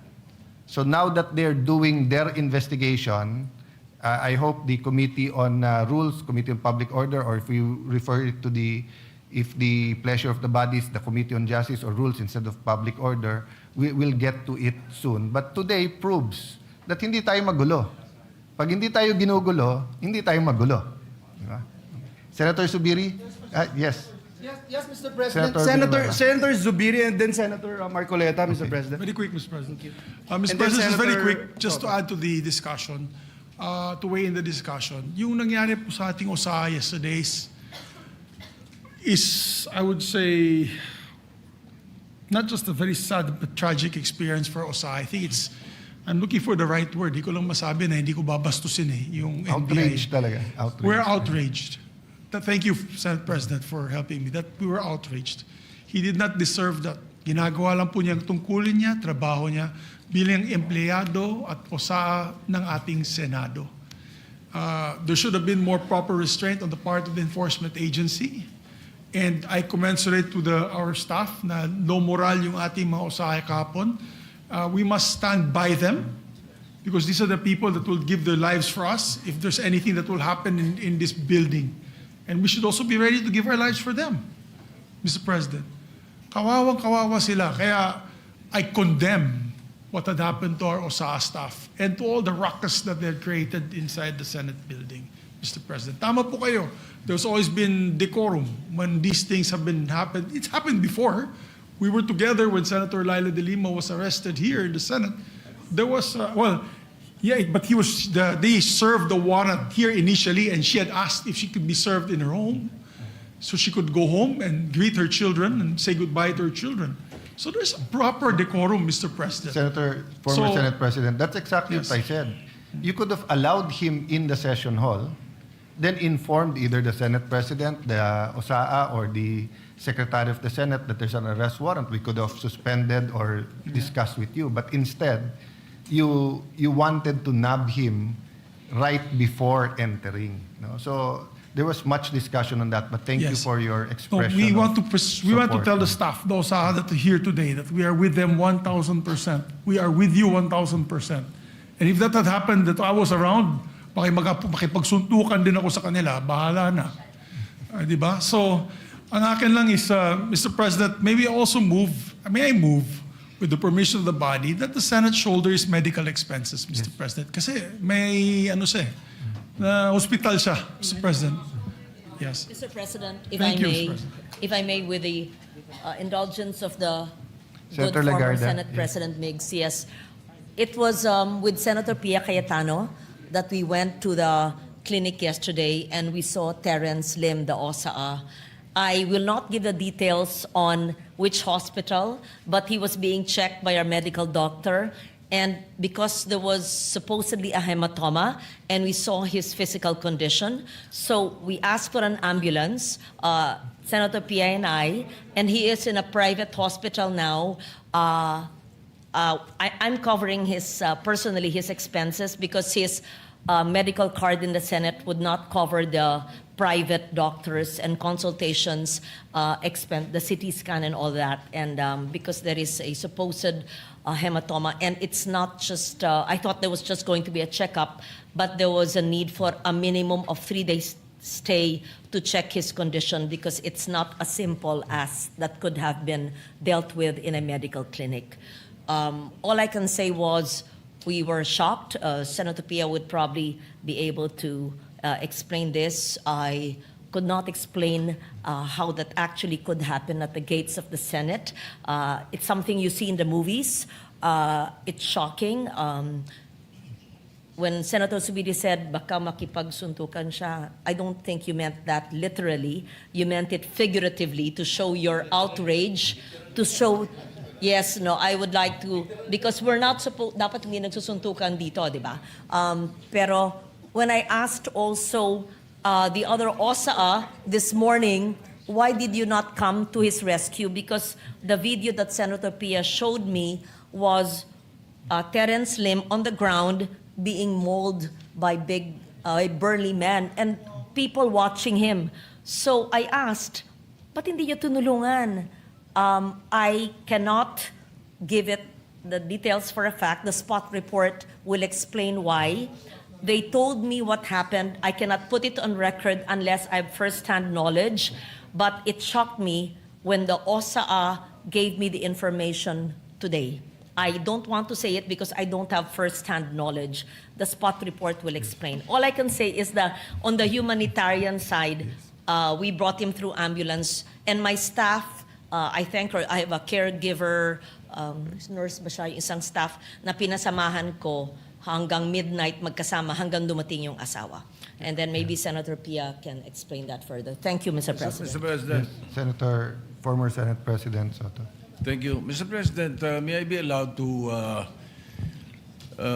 lay to rest this particular issue as far as I'm concerned? Because I have been mentioned in media by members of the Senate that as Senate President daw, pinayagan ko daw yung word na ginamit is pinayagan ko daw yung NBI na pumasok dito. May sinasabi nagpakain pa, yung mga ganon. Let the records, speak for itself. Ito muna sa akin, Mr. President. Early in the morning, an NBI representative came to see me and told me they have a warrant of arrest for Senator De La Rosa. I said, simply, I said, coordinate with OSA. As simple as that. Why? I didn't realize that he was coming. I didn't know that he was going to be there in the afternoon. I just thought it was a simple information given the Senate President that a member of the Senate was being issued a warrant of arrest. It was simple as that. Yeah. Kaya, hindi pa pwede, little did I know that, Senator De La Rosa, after 7 months of not being here, will suddenly come. Kaya, ganun kasimple lang yung sinabi ko. Coordinate with the OSA. So, put that to rest. Baka ang iniisip kasi, ang narinig ko, sa intindi ko, pati ang tanong ng media sa akin, pinayagan ko lang lahat yan nangyari na yan. Kung saan sinasabi ganun eh. If I had known that he was coming, if you informed me that he was coming, I would have had a different perspective. Like what happened with the CIDG when they issued a subpoena to Senator De La Rosa's office. Simple. Walang issue, walang problema. Pinadala lang. Ganun lang sana, Mr. President. I would not be remiss of anything. And definitely, I will not be guilty of obstruction of justice. Like, for example, in the case of Senator Trillanes, I was majority leader. And when he was holed up in his office for I think about 1, 2 days, 3 days. But when he was issued and he was showed the warrant of arrest, sumama siya. Binasahan siya ron mismo sa opisina niya. In the case of Senator De Lima, when the warrant of arrest came and she was here, ang pinakiusap lang niya, doon sa bahay siya arestuhin para kumahanda siya ng damit at makapagpaalam.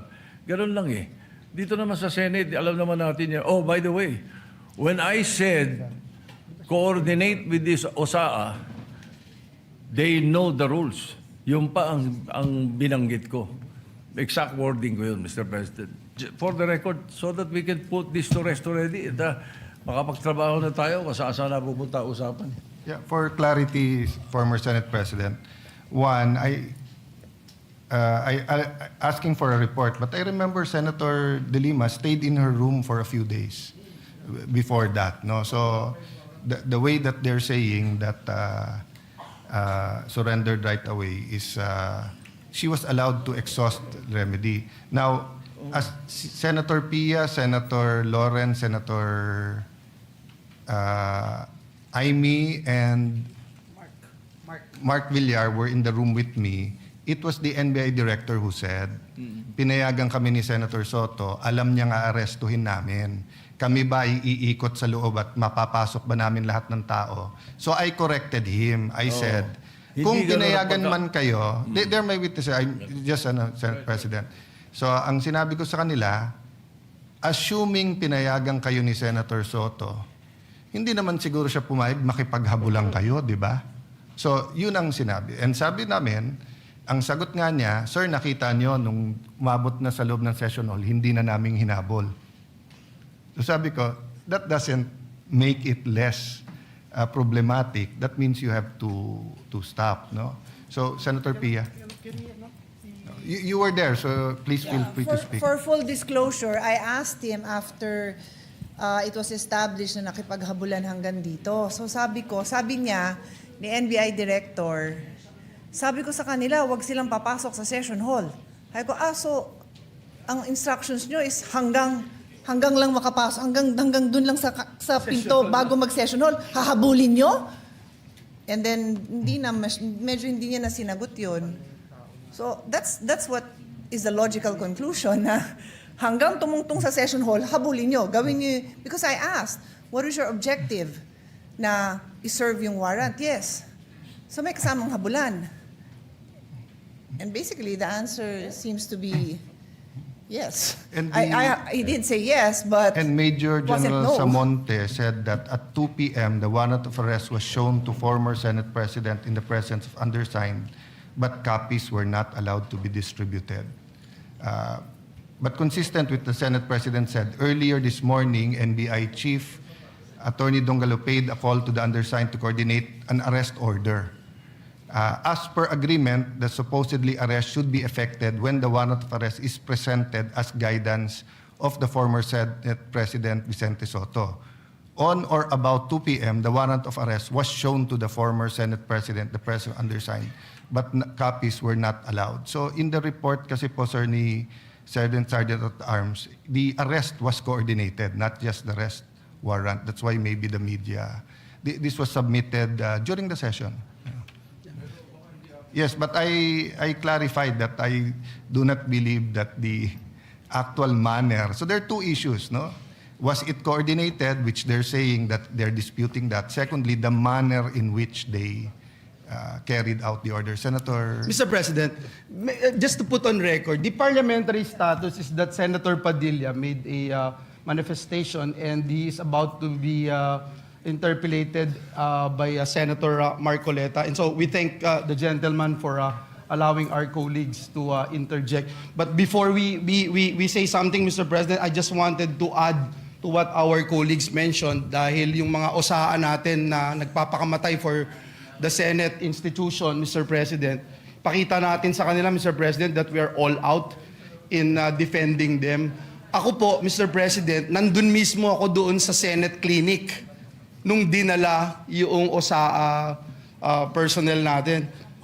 Mr. President, bugbog sarado siya. Dito sa video, kuha mismo ng staff ko, Mr. President, kinukuha, sinakay, pinilit isakay doon sa sasakyan. Tapos umalis. Ito, duguan na po yung ating Senate OSAA. Kaya yung totoo yung sinabi ni Senator Migs, nakausap ko si Senator JB, nakausap ko si Senator Robin, nakausap ko si Senator Jinggoy, lahat po kami talagang nagpanting ho yung tenga namin dahil, Mr. President, ito yung tao ho natin to mga kasamahan natin na nagbabantay at ginagawa lang yung trabaho. Yun pong individual na ito, Mr. President, kakaisang buwan pa lang po niya dito sa Senado. Kakatapos lang ng training niya to be part of OSAA. And yet, Mr. President, ito yung naranasan po niya sa Senate premises, Mr. President. Kaya hindi lang po yung medical treatment ang aming hinihiling, Mr. President, pati ho legal, Mr. President, ibigay natin what we can do. Because, Mr. President, kung walang magpa-file ng kaso sa mga ito, ako mismo magli-lead to file cases against these people, Mr. President. Thank you, Mr. President, and may we now recognize Senator Rodante Marcoleta for his interpellation. Thank you, Mr. President. Thank you. May I just state, Senator Padilla, so all of this is preliminary. An investigation is going on administratively, but I urge the Committee on Rules to take charge so that we can get all of the facts, because apparently, even with just 24 senators, history repeats itself. I mean, there's been several senators arrested, attempted to be done here, and that's historical. Even during the first parliament, ginagawa ng mga hari reyna yan, hinaharas minsan, or minsan legitimate. So anyway, thank you for bringing it up, and you have the floor, Senator Padilla. Ginoong Pangulo, gusto ko lamang pong ibalita sa ating mga kasama na naging maganda po ang responde ng Commission on Human Rights, sapagkat kaninang umaga po nakipagpulong sila sa atin at nakipagpulong po sila sa USAA at kay Senator Bato de la Rosa patungkol po sa nangyari na karahasan at pang-aabuso sa karapatang pantao ng ating mga kasama dito sa Senado. Pangalawa, gusto ko lamang din pong iparating sa ating mga taong bayan na magkakaiba po ang kaso ni Senator Trillanes at Senator De Lima sa kaso po ni Senator Bato. Dahil si Senator Bato, ang warrant po niya ay hindi galing sa Pilipinas. Ang warrant po niyan ay galing sa ibang bansa, sa isang dayuhang korte. Ito po ay malayo doon sa usapin na sila ang kustodiya po ni Senator De Lima at ni Senator Trillanes dito lang sa Pilipinas.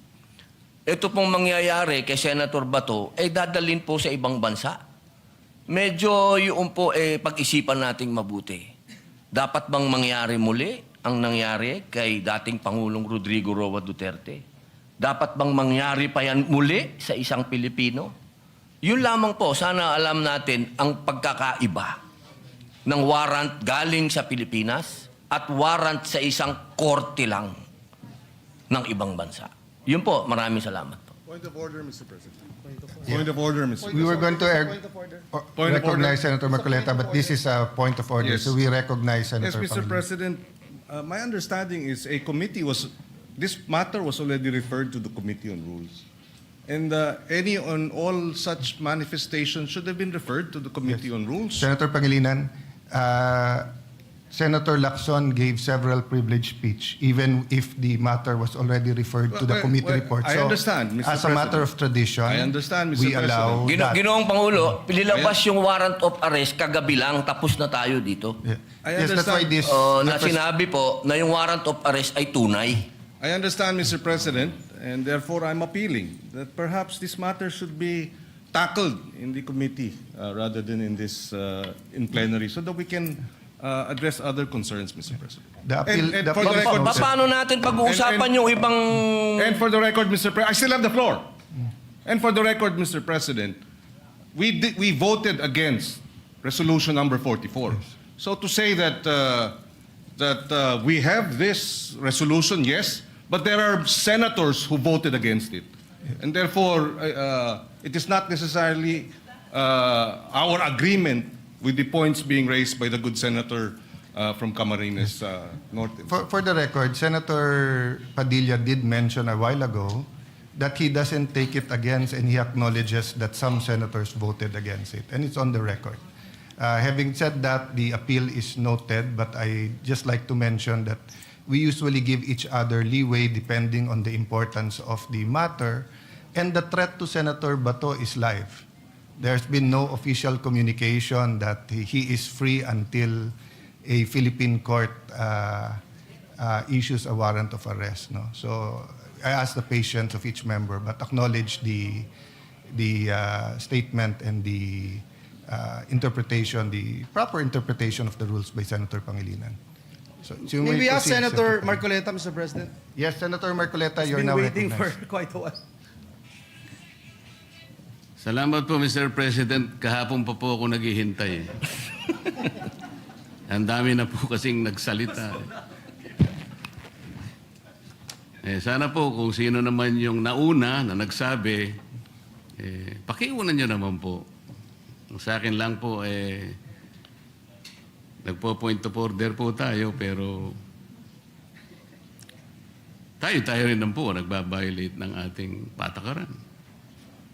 Nangyari po kasi yung nangyari kahapon, Mr. President, sa unang kasaysayan, sa kasaysayan ng institusyong ito.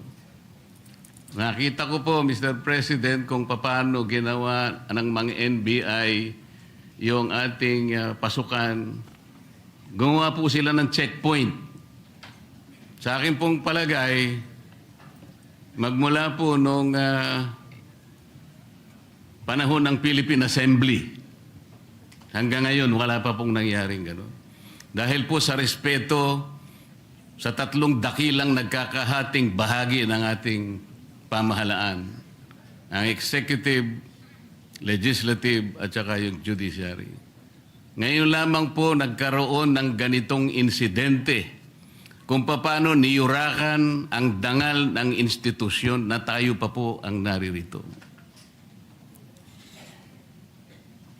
Mr. President, gusto ko po sanang magtanong ng ilang mga bagay sa ating kasama sa kanyang mga tinuran na pangyayari kaugnay po ng tangkang paghuli kay Senator Bato. Yun ang Pangulo, mas maganda pong makatanggap tayo ng mga katanungan sa ating kasamang kahapon pa nag-aantay. Salamat po, Mr. President. Please proceed unless you want to postpone that till tomorrow. Mr. President, Your Honor, kanina po ay marami rin pong gustong magtanong sa akin ng mga miyembro ng press. Bagamat tinangka ko po na wag munang umarap sa kanila dahil minsan po, imbes na makapag-clarify ka, lalo pong dumadami po ang mga issues. Kaya ako na pong nagpilit na parang iniiwasan ko na po. Kaya lang, hindi mo po maiwasan. Sa dami po nila, talagang hahabulin ka po eh. Ang una po nilang tanong sa akin, Sir, ipa-aresto niyo po ba si Senator Bato? So sagot ko po, Mr. President, tanong din. Ikaw, kayo, gusto niyo ipa-aresto? Ang sagot sa akin, hindi po, kayong tinatanong namin kasi kayo po ang nandito. Hindi, tinatanong ka rin kita kasi Pilipino ka. Gusto mo bang makita ang isang senador na ibinoto ng sambayanang Pilipino? Aaresto sa loob mismo ng Senado? Hindi po. Okay, kung ikaw hindi, lalo na ako. Kayo po ba'y na-interview rin ng ganun? Opo. Mr. President? Nakakagulat po sapagkat ako po din mismo, mahal na kasama at idolo namin, Senator Marcoleta. Nagtataka din po ako sapagkat marami po sa mga tanong sa ating ibinabato. Parang tayo pa ay may kasalanan sa pagbibigay natin ng masasabing lugar sa ating kasama dito sa Senado. Samantalang meron naman po tayong adopted resolution number 44. Ako po'y nagtataka talaga bakit ang mga tanong ay para bang tayo ay harboring kagad ng kriminal. Ginoong Pangulo, Your Honor, yung nangyari po kahapon, mas naniniwala po ako sa dating Pangulo natin, Senator Soto, sa kanyang sinabi. Nung tinanong ko po siya kahapon, habang nagmimerienda po tayo, nung tayo nakasuspindi pa, sabi ko, Mr. SP, nung pinuntahan ka ba ng NBI, pinakita sa'yo yung warrant of arrest? Nakita mo ba? Hindi, sabi niya. Ako po naniniwala na talagang hindi nila ipinakita yung warrant of arrest sa ating dating Pangulo ng Senado. Ang ating pong miyembro ng press, Mr. President, mahilig lang silang tanong ng tanong eh. Pero yung basic yun ang ayaw nilang tanongin eh. Halimbawa si Trillanes, winawagayway niya, ito ay kayong warrant of... Ayaw man lang... Bakit hindi nila suriin? Pwede po bang makakuha ng kopya niyan? Kasi po kahapon, Sir President, Your Honor, nung makausap natin ng NBI Director, pwede mo ba kaming bigyan ng kopya ng warrant of arrest? Pwede mo rin ba kaming bigyan ng communication between the ICC and the Interpol? Sapagkat ang Interpol, ang karaniwang ginagamit po nila para i-execute yung warrant ng kanilang inisyu. Yun namang Interpol, gagamitin po niya yung counterpart dito sa ating bansa, ito po yung PCTC. So sabi ko, bigyan mo rin kami ng communication mula sa Interpol papunta sa PCTC. At mula sa PCTC, meron silang sulat din sa inyo at kayo nga ang dineputize para i-serve yung warrant of arrest kay Senator Bato. Maliwanag po yung sagot niya, Mr. President, Your Honor. Opo. Gusto ko po sanang itanong, Mr. President, kung nag-comply na yung NBI Director na yung ating hinihingi ng mga communications para mapagtibay natin kung talagang meron ngang inisyu, kung totoo nga po na merong warrant of arrest at hindi lang ginawa sa claro em recto, para po lahat ay guided. Yes. Naibigay na po ba? So number one, Senator Marcoleta, I apologize to you. You were present and in fact, you made very good points to the NBI Director. Number two, tama po kayo. He promised to officially communicate the warrant and I told him he is welcome to serve the warrant. The issue is the actual arrest. So I asked my staff as to my office, wala. To our secretariat, may na-receive ba tayo from the NBI? Wala pa. So, Yeah, wala pa. Mr. President, Your Honor, doon lamang po sa simpleng requirement natin, dahil nung gabing yun, ang sabi niya, hindi lang niya dala, nasa sasakyan niya. So, hindi na natin siya pinilit, dahil yung sasakyan niya nasa labas. Pero, Mr. President, Your Honor, alas 5 na po eh. Yung po bang mga requirements na yun, simpleng-simple po para matukoy lang natin kung talagang merong warrant of arrest. Bakit hindi po hanggang ngayon ay naibibigay ng NBI na sila pala, allegedly, ang dineputize ng kung sino-sino na iserve ang warrant of arrest sa ating kasama? Bakit po? O baka nga po wala eh. Ito yung pinaka-problema. Ang dami pong kumakalat na issue sa labas, tinatago raw natin, meron pa pong nagsabi, kung sino-sino, na yung pagkup-kup daw po natin, yung ginamit natin, yung inadapt nating resolution number 44, sabi ni Trillanes, obstruction of justice. Yan po yung mga pinagsasasabi nila. Your Honor, alam niyo po ba yung statement ng Permanent Mission of the Republic of the Philippines sa United Nations noong 79 session of the UN General Assembly? Ba, napakaganda po niyan. Mas maganda po, basahin niyo po sa amin. Kasi hindi mo pa alam, di ba? Opo. Salamat po, Mr. President. Ito po kasi may kaugnayan sa pinag-uusapan natin eh. Ito pong 79 session of the UN General Assembly ay may kinalaman po sa pagde-define ng scope and application of the principle of universal jurisdiction. Ito po yung naganap, Mr. President, on October 16, 2024. Kasi po, bilang tayo po ay permanent member ng United Nations, tinanong po nila yung ating posisyon. Paano ang pagkakaintindi mo sa principle kanya and application of universal jurisdiction? Ang sabi po ng Pilipinas, Mr. President, Your Honor, kami po sabi niya the general rule is that jurisdiction is territorial. Universal jurisdiction is an exception grounded on the need to preserve international order. Tama naman po yun eh. Ang pinag-uusapan po na, Sinight po ng ating gobyerno, Mr. President, yung Section 17 ng Republic Act number 9551. At sinasabi po nila doon, sabi po ng ating permanent mission, Section 17 of RA number 9851 specifically provides for the Philippine jurisdiction over persons, whether military or civilian, suspected or accused of a crime defined and penalized under Republic Act 1951, regardless where the crime is committed. Sa mga tweet, tayo na po ang nagsabi sa United Nations na tayo po yung merong jurisdiction.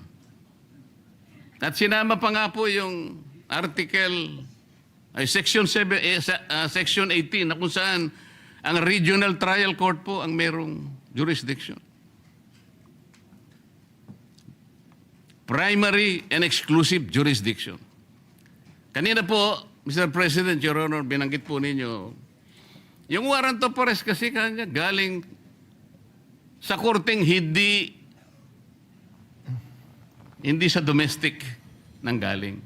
Nanggaling naman talaga raw sa ICC. Ipagpalagay na po natin, Mr. President, na totoo nga at hindi peke yung warrant of arrest. Kunwari valid. Ang sinasabi po ng ating batas, Mr. President, isasagawa mo lang ito sang-ayon or in accordance with the extradition laws and treaties obtaining in this country. Mr. President, wala po tayong extradition treaty sa ICC. For the simple reason that ICC is not a country. Wala rin po tayong treaty sapagkat nag-withdraw na po tayo sa ICC. O paano niya po i-apply yung kanilang warrant of arrest? Ang jurisdiction po ay atin na. Mr. President, Your Honor, on May 10, 2026, ang ating kasama, Senator Bato, was served a subpoena by the CIDG for the alleged crime of EJK. Ano po ibig sabihin nun, Mr. President?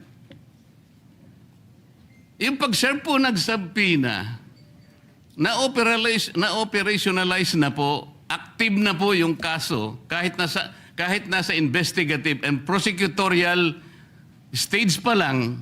Ibig sabihin, our National Prosecution Service is already actively on the case. Paano po papasok ang ICC? The core function of the ICC, Mr. President, is under the principle of complementarity. Ibig sabihin, kung meron pong local court na gumagawa na po ng kanilang tungkulin, wala na pong pakialam ang ICC. Nang nangyari po, aktibo na pong pinupurso ang kaso, allegedly, EJK sa ating kasamahan. Papasok pa uli ang ICC. Sarili po ba nilang prinsipyo ay kanilang babaliwalain? Papayag ka pa doon, Mr. President, Your Honor? Ay, hindi po tayo dapat pumayag. At katunayan nga po, katulad po ng sinasabi ng ating ibang kasama na ito daw ating pinag-uusapan ay wala daw itong kwenta. Napaka-imposible po nun. Sapagkat itong ating pinag-uusapan, katulad po ng sinasabi ninyo, soberenya ito ng Pilipinas. Kung sa paniwala po nila, ay hindi. Pero sa paniwala po natin, sayang yung bandila na yan. Kung tayo po ay magpapasakop sa isang korte lamang na hindi naman isang bansa at uutusan tayo na isuko ang isang senador sa kanila. Salamat po sa inyong sagot, Mr. President, Your Honor. At nung tinangka po nila na mag-serve daw ng di umano ay warrant of arrest, Mr. President, bakit po ang nagsisilbing process server ay si Antonio Trillanes? Sheriff po siya ngayon yata ng ICC. Meron po ba kayong impormasyon na si Poy naglilingkod na sa ICC o sa Interpol, Mr. President, Your Honor? Eh, siguro po, action speaks louder. May dala po siyang warrant to sheriff.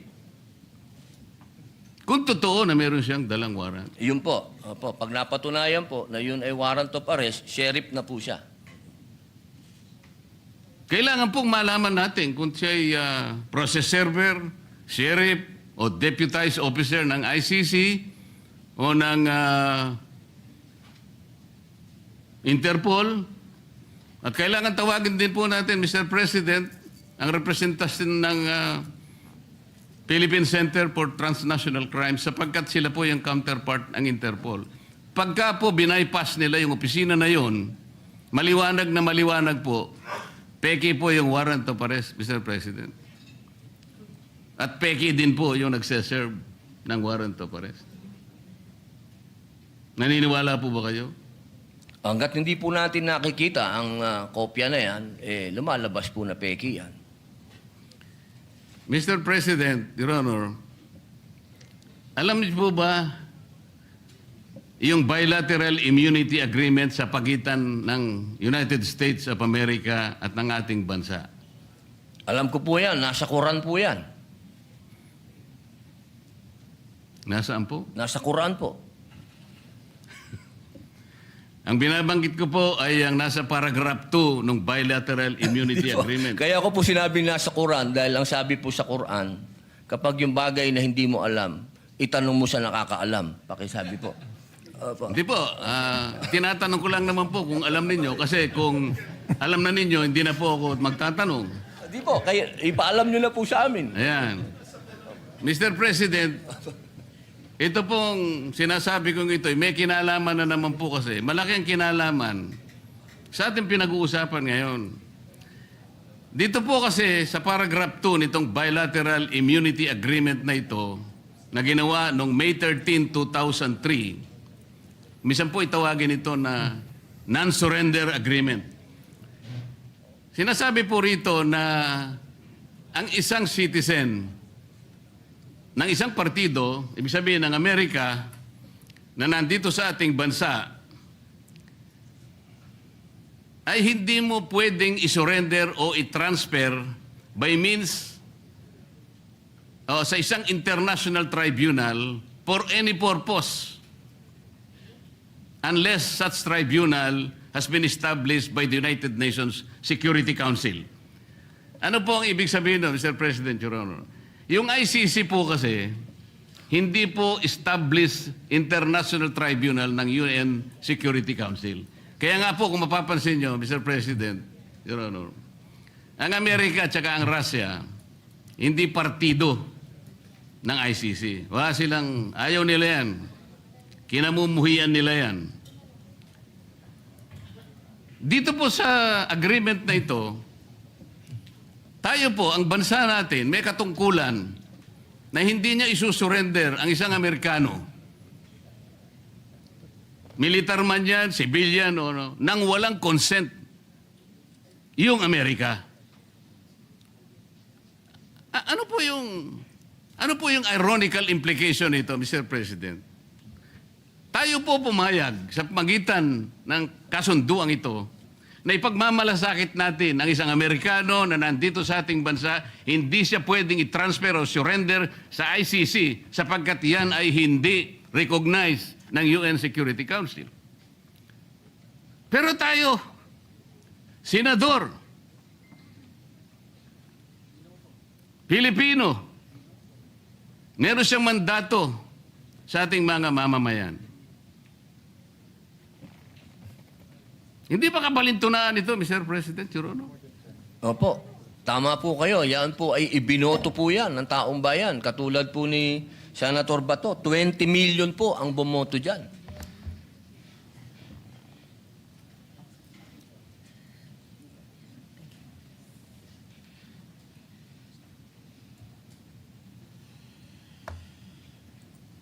Kaya ko lang nang po tinatanong, Mr. President, hindi ko po lubos na maisip, tayo pala kaya nating ipagtanggol ang hindi isang Pilipino, kahit hindi Pilipino, dahil lamang nakipagkasunduan tayo. Pero sarili nating kapwa Pilipino, may mandato sapagkat nagsisilbing senador ng ating bansa. Hindi natin kayang ipagtanggol. Ito po yung irony na napakahirap siguro natanggapin ng bawat isang Pilipino. Tama po kayo eh. Ang warrant of arrest po ay galing sa ICC. Ang kaso po ni Senator Trillanes ay iba sapagkat ang nag-issue ng warrant of arrest ay sarili nating korte na kailangang igalang. Ganon din po ang warrant of arrest na inisyo kay dating Senador Laila de Lima. Pero ito'y natatangi po eh. Kung totoo po na yun, ay talagang totoong warrant of arrest. At yun ay nakabase sa saligan mismo, ang Rome Statute. Bakit hindi muna nila unang basahin, Mr. President, yung Article 59 ng Rome Statute, na kung saan sinasabi ron, yung aarestuhin mong tao, kailangan madaliin mong ilagak sa isang competent judicial authority ng custodial state. Ano ang custodial state? Yung ating bansa. Bakit po kailangan yon? Maski ang ICC, kinikilala niya yun.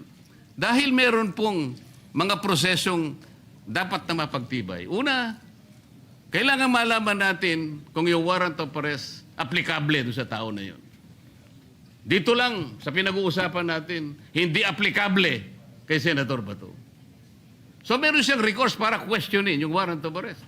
Kaya importante na ilagak mo siya sa isang competent judicial authority. Ang isa pang kinakailangan mong maisaalang-alang doon, Mr. President, Your Honor, ay kailangan yung proseso ay naigalang lahat. At lalong-lalo na yung kanyang karapatan ay talagang nasino. Yun po yung inihingi nun eh. At ang isa pa po, meron siyang karapatan na magpetisyon kung sakaling yung custodial state na yon ay i-detain yung naaresto, na magpetisyon ng immediate release or provisional release. Lahat ng ito ay hindi magagawa, Mr. President, Your Honor, kung kikilalanin natin yung warrant of arrest na valid sa ating jurisdiction. Meron po siyang katapat na batas eh. Meron tayong local na batas, RA 9851, na humahatol at nagbibigay parusa sa mga ganun ding mga kasalanan na siya din naman ang nililitis ng ICC. So sa prinsipyo po ng complementarity, Mr. President, maliwanag na maliwanag po na nasa jurisdiction na po ng ating lokal na mga hukuman ang pag-aasunto kung meron ng basihan sa ating kasama. Hindi na dapat kilalanin yung ICC sapagkat ang batayan lang nila ay yung tinatawag na principle of complementarity. Malinaw po na nangunguna po, may primary po jurisdiction ang ating lokal na korte. Exclusive and primary jurisdiction, yun po importante. Ngayon, yung pong mga nagkukunwa na process server, nagkukunwa na sheriff, nagkukunwa kung ano man sila ng ICC, kung bayaran sila o hindi, dapat po tingnan muna nila lahat yung mga bagay na pinag-uusapan natin. Bago nila puntahan ang isang institusyon katulad nito, nahahabulin pa yung isa sa atin. Ang pangyayari po kahapon, uulitin po natin, Mr. President, kailanman po ay hindi nangyari sa kasaysayan ng institusyong ito. Tinanong ko pa nga po kahapon sa ating director ng NBI dahil pinipilit niya. Kaya po nung papunta na, kung makakapasok po si Senator Bato sa session hall, ay wag nyo na siyang tutugisin. Para bang ang parte lamang ng Senado, Mr. President, ay itong session hall. So, nung tinanong ko, bakit po yung parking area namin na kung saan nagsimula ang habulan at saka yung mga hagdanan ay hindi ba parte ng institusyong ito? Sir, sabi niya, hindi naman po kami magiging ganito kung hindi po kami nakipag-coordinate. Hindi po ako naniniwalang nakipag-coordinate sila ng totohanan. Mr. President, mas naniniwala po ako sa ating former President na hindi niya papayagan kung alam lamang niya ang kanilang balak na pagdakip at pamamaraan ng pag-iinsulto sa bulwagang ito, Mr. President. Maraming salamat po, Your Honor. Maraming salamat po, Mr. President. Madam President. Madam President. Opo. Senator Padilla, please proceed. Yes. Opo. Meron lang po akong mga konting katanungan sa inyo. Sapagkat gusto ko po sanang ireklamo si Senator Pangilinan sa pagsigaw. Meron po ba sa rules natin na sinasabing pwede mong sigawan ng kapwa mo senador?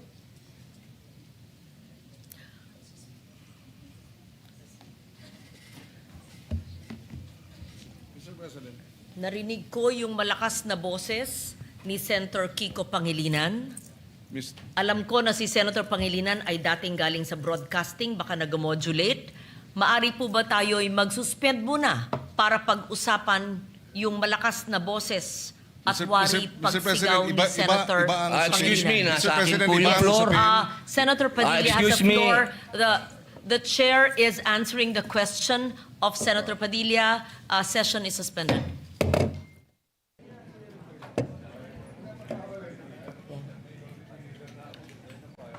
Earlier, Senator Padilla had a floor, but we had discussed it, and we thank Senator Padilla and Senator Pangilinan for understanding each other. In the meantime, we would adjourn session unless there's If any... I may, Madam President. Yes, if Majority I may, Leader. Madam President. Madam President, we have tackled enough for today, and so may I respectfully move that we adjourn the session until 3 o'clock in the afternoon of Wednesday, May 13, 2026. So move, Madam President. Is there any objection? Hearing none, session is adjourned until 3 o'clock, Wednesday, May 13, 2026. Thank you.